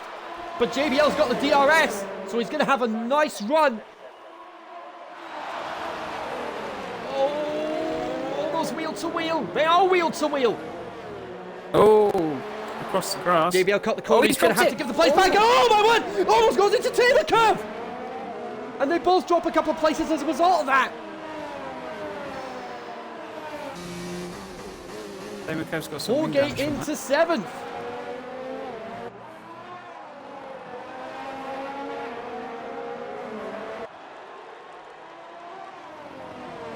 Three to go after this.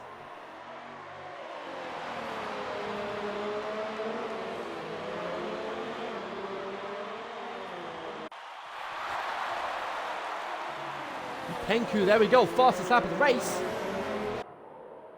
He's up into 10th now. The fastest lap outside the top 10 is Waddington. No, it's Zola. Oh, Penko's going to back at Taylor curve. Oh no! Just cut the corner to get past him. That's a lot of front wing damage. Does he have a spare set of... He's in a boat at Mr. Wilson for as well. Oh dear. Does Penku have a spare set of softs? Mr. Wilson's got a hell of a run on Taylor curve. He's moving a lot in the braking zone, must be said.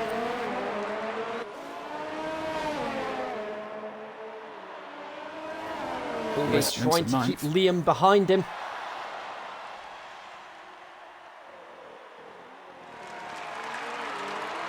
Jorge keeps 7th for now. Penku back into 10th, but surely he's going to need to... And oh my word, Liam got through just like that. Surely Penku's going to need to come in and change his front wing. 3 laps to go here. Got Ollie right on the back of Mechanical Sack.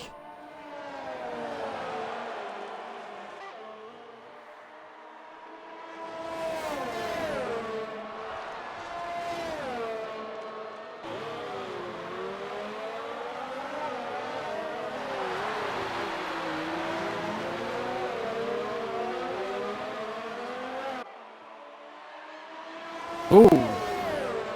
Penko breaks a little bit in the middle of the corner there. Nearly caught Waddington. Interestingly, he elects to stay out. That's an interesting move. Ollie gets past Mechanical Sack into 4th place. The Sack not overly concerned unless he makes a disastrous mistake. Because with Nilsson 3rd, he needs Sack to finish 9th or lower. 9th or worse to secure the championship.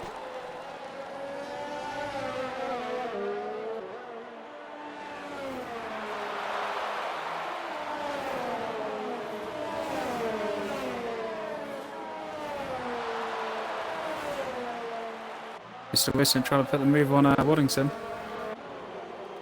Battle for the last 2 points ping positions. We're on the penultimate lap now.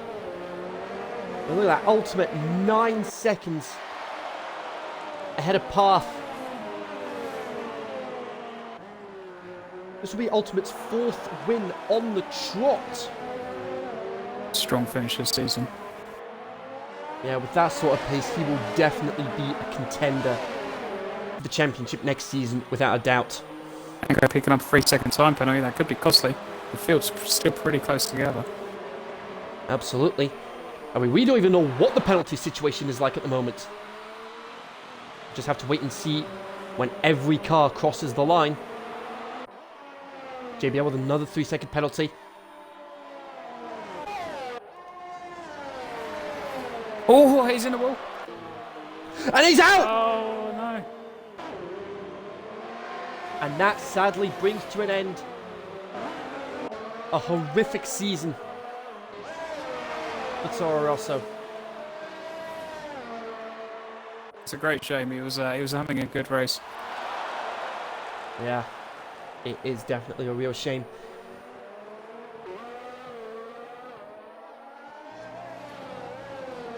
We're about to start the final lap now. Zach still 5th. Zach still 5th. I think he's playing a Prost game at this point. He's being very conservative. He's not doing anything too brash, nothing too aggressive. He's just holding position because he knows, as it stands, he will win the championship.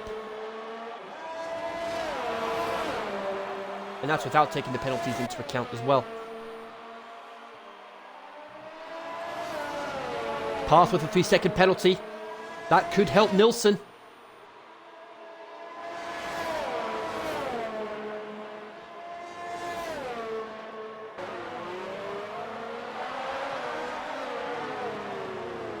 The Cyclone a couple of seconds behind this battle for 4th, and then you've got 16 seconds between Cyclone and Liam. Zach should be okay, depending on how the penalties play out.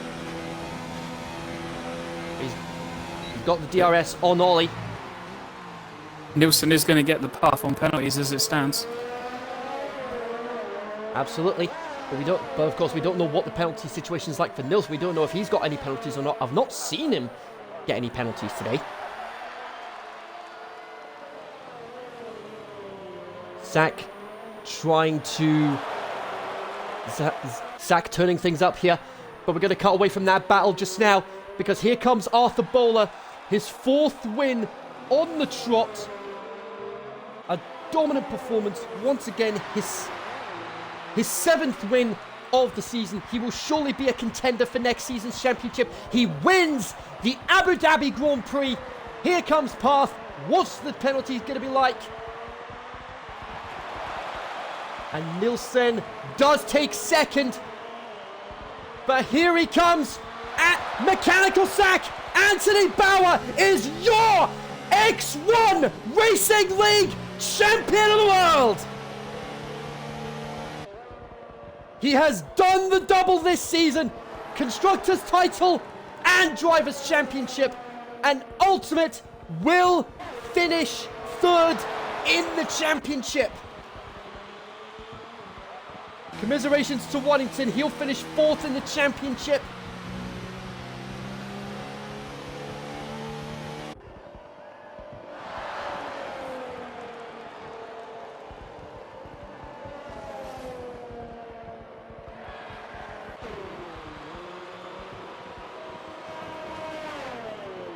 What a fantastic end to the season.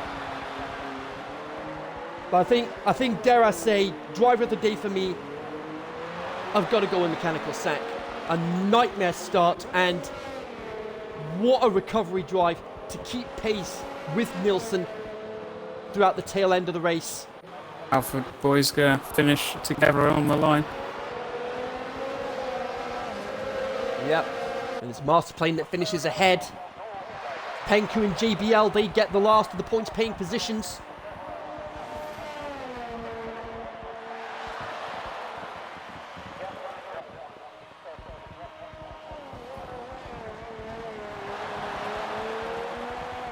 And it is lo and behold, Zola that got the fastest lap outside the top 10. How's about that? I think it was Chungus. Oh my! Oh, actually, yeah. So it is. Yeah, my mistake. Didn't even notice the 137s there. Chungus, yeah, fastest lap outside the top 10. Oh, and is Tamer Curve actually going to get across the line? He's cooked his. And oh, he's actually got a puncture.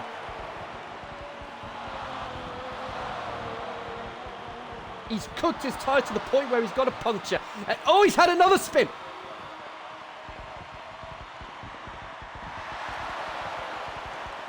Tamer Curve, are you going to get across the line or what?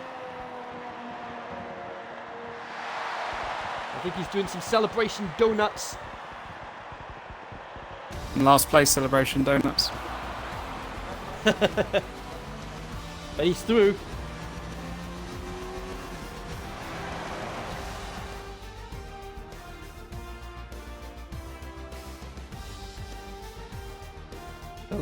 So it looks like Path has actually left the session, so we won't be able to speak with him. But we've got Ultimate and Nilsson, and I'm going to get the champion in as well.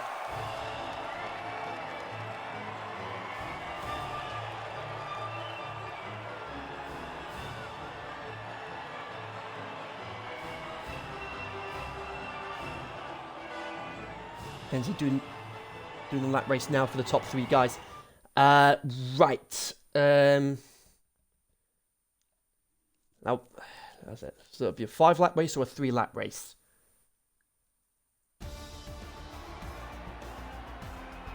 let's just recap the order there. Ultimate takes the win. Nilsson second place. Path in third.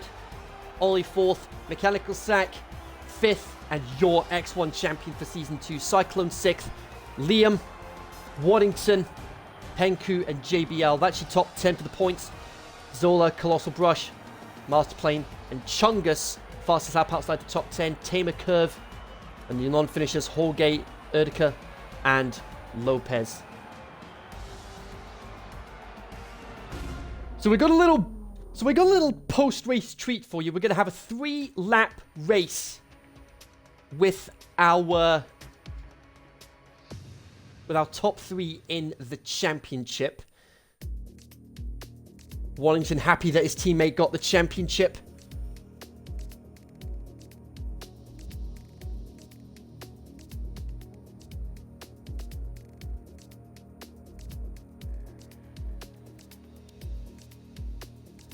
So I'm going to be getting an invite shortly to get that 3-lap race.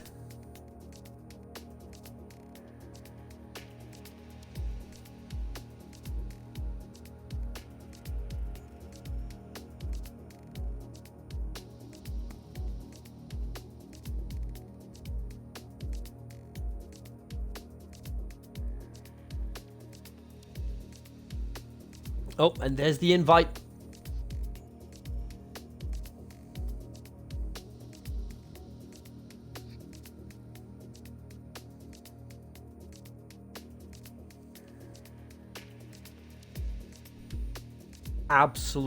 Absolutely brilliant. What a season. And what a way to finish it. Just gotta wait for Sack to get into the lobby now for this bonus 3-lap race.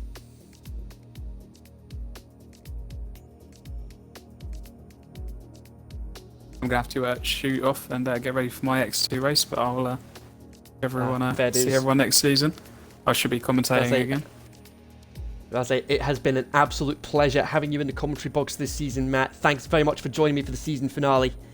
Thank you very much. I should be back next season. Yeah. So, see you later. See you later, man.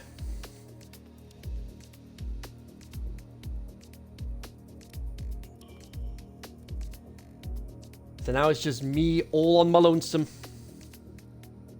in the box. All on my lonesome. And it looks like we got Ollie. Looks like we got Ollie as well as one of the spectators. Jamie Keats in the lobby as well, interestingly. He's from the spectators. So here we go.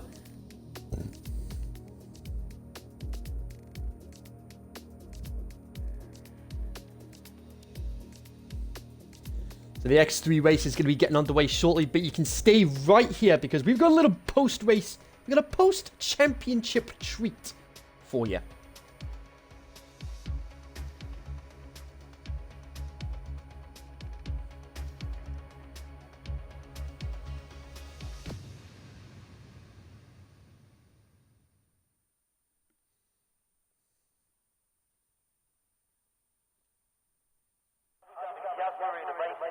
By becoming the second Middle Eastern location to host a Formula One GP, following the footsteps of the Bahrain GP in 2004. Paul Ricard returned to the F1 calendar this year after hosting the French GP back in 19... So here we go. A little bonus weight. And oh, hello, we've got Tamer Curve here, interestingly. Now, doing very well, Tamer Curve. How is it going? I mean, what on earth is happening here? So it looks like this post-celebration race. Well, I would have loved to be part of that, man. I mean, look at that. Sack's already flown off into the distance. No, So yeah, what a brilliant. He's slowing down to let the man. others catch up. He's slowing down to let the others catch up. This is going to be interesting. So, I think what's happening here is this post-celebration race is going to be a chance for the top three in the championship to do some celebration donuts at the end of what's been an action-packed season. No, that's brilliant. Brilliant.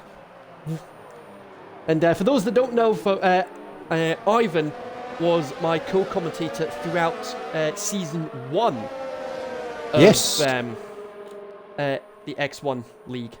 Yes, I was, and ended up getting stuck into the racing and goodies like that, and goodies. But hopefully, the way things look, because I've got to go back to work, back to reality this week after this whole pandemic. So if everything works out, I might actually be commentating with you next season. Yeah. I think Matt Anderson is going to be with me in the commentary box next season as well. Sounds like a good roster then. Yeah, but of course, as I say, Zola was saying in the stream chat earlier that we've got potentially 6 drivers that could be in the running for the championship. Next season looks like it's going to be a cracker of a season. Yeah.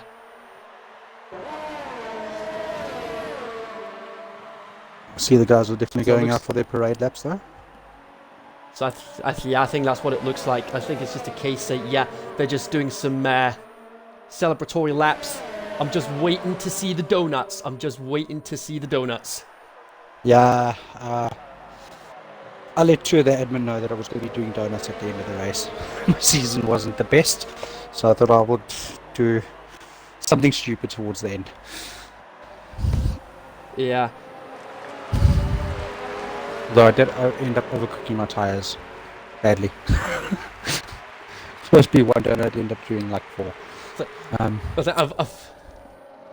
Final lap on the last corner. That's what Zola said. We're going to get some donuts from these guys right at the end. I like the formation. I really do enjoy. I enjoyed your recap video on YouTube. Brilliant stuff, man. Yeah, I did manage to get that up just before we went live here. Well, it was quite a tricky one listening to you and watching the track. It was interesting. Yeah, but I say the great thing with this formation, this is how they finished in the championship. Oh, nice! That's brilliant. Yeah, I say, I'm actually getting flashbacks now to that incredible passing of the guard. 3 world champions, Lewis Hamilton, Sebastian Vettel, and Fernando Alonso.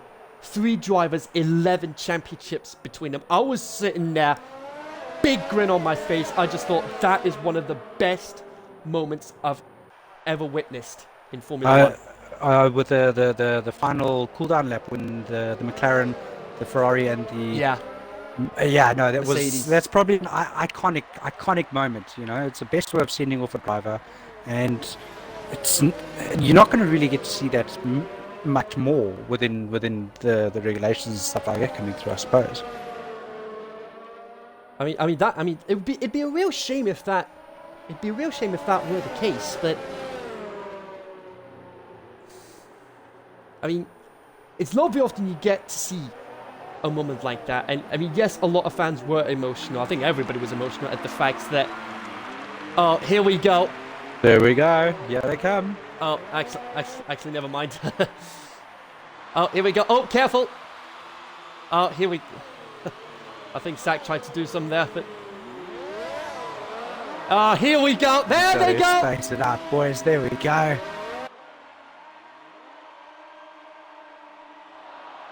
Absolutely there we go. majestic. That's a beautiful shot. That's definitely one for the record books. Yeah. So, Kenzie, looking forward to next season? Oh yeah, absolutely. There's a lot of changes coming, not just for the rosters, but also the what else? Not just for the roster, but also the rule changes we've got coming up next season as well. And I'll be going through those rule changes during the XRL Awards. When is the XRL Rewards happening again? Well, I'll be finalising the details with Lopez. Brilliant stuff. I'm looking forward to next season. Can't wait for the new games to come out. Got the pre-order waiting. Just standing looking at me. But we'll have a really good season. We're gonna get some more donuts here. Oh yes.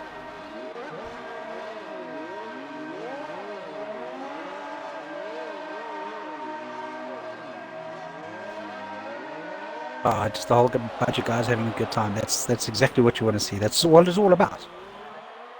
Yeah. Wellington in the stream chat saying 3 quality drivers on show pushed me to my absolute limits this season. Congrats to all 3. I mean, hats off to them. It has been a fantastic season. Definitely kept a lot of races on your toes, man. And I mean, you'd be hard pressed to find. You'd be hard pressed to find.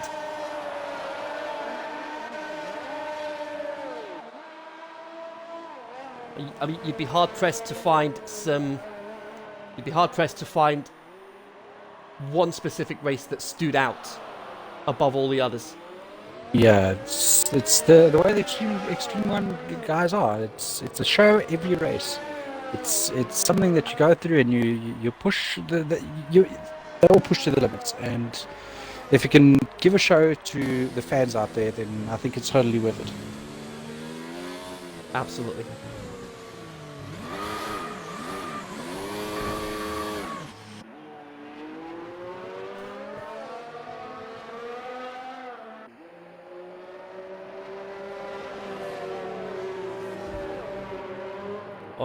Are we going to get one more set of donuts for the road? I'm hoping so. I think we're going to get one more set of donuts for the road.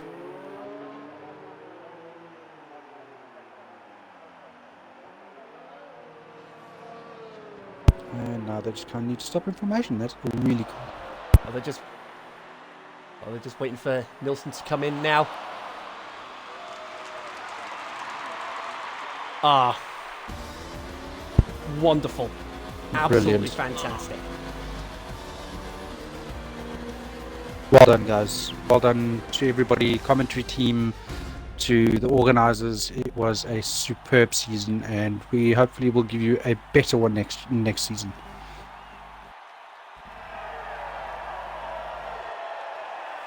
Yeah. It has...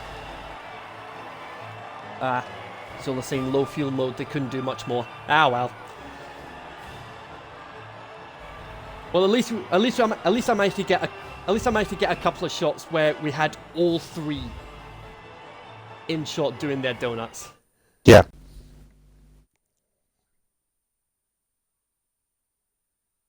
Well, Kenzie, I'm going to leave you to it. I've got a few things to get ready for work next week. Thank you very much for the season, and we will definitely be seeing you for the next one.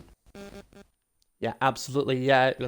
And like I said at the top of the broadcast, I'm going to be commentating for X1 next season. Brilliant. Good night, guys. Yeah.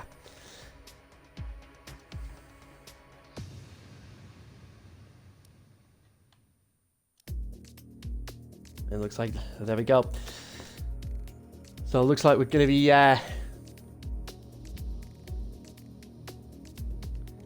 so there we go, that's it. That is it for X1 this season. Thank you so much to everyone who tuned in this season. It has been a season to remember. Action all the way, and then the season finale. Absolutely fantastic. So yeah, that's it for me this season.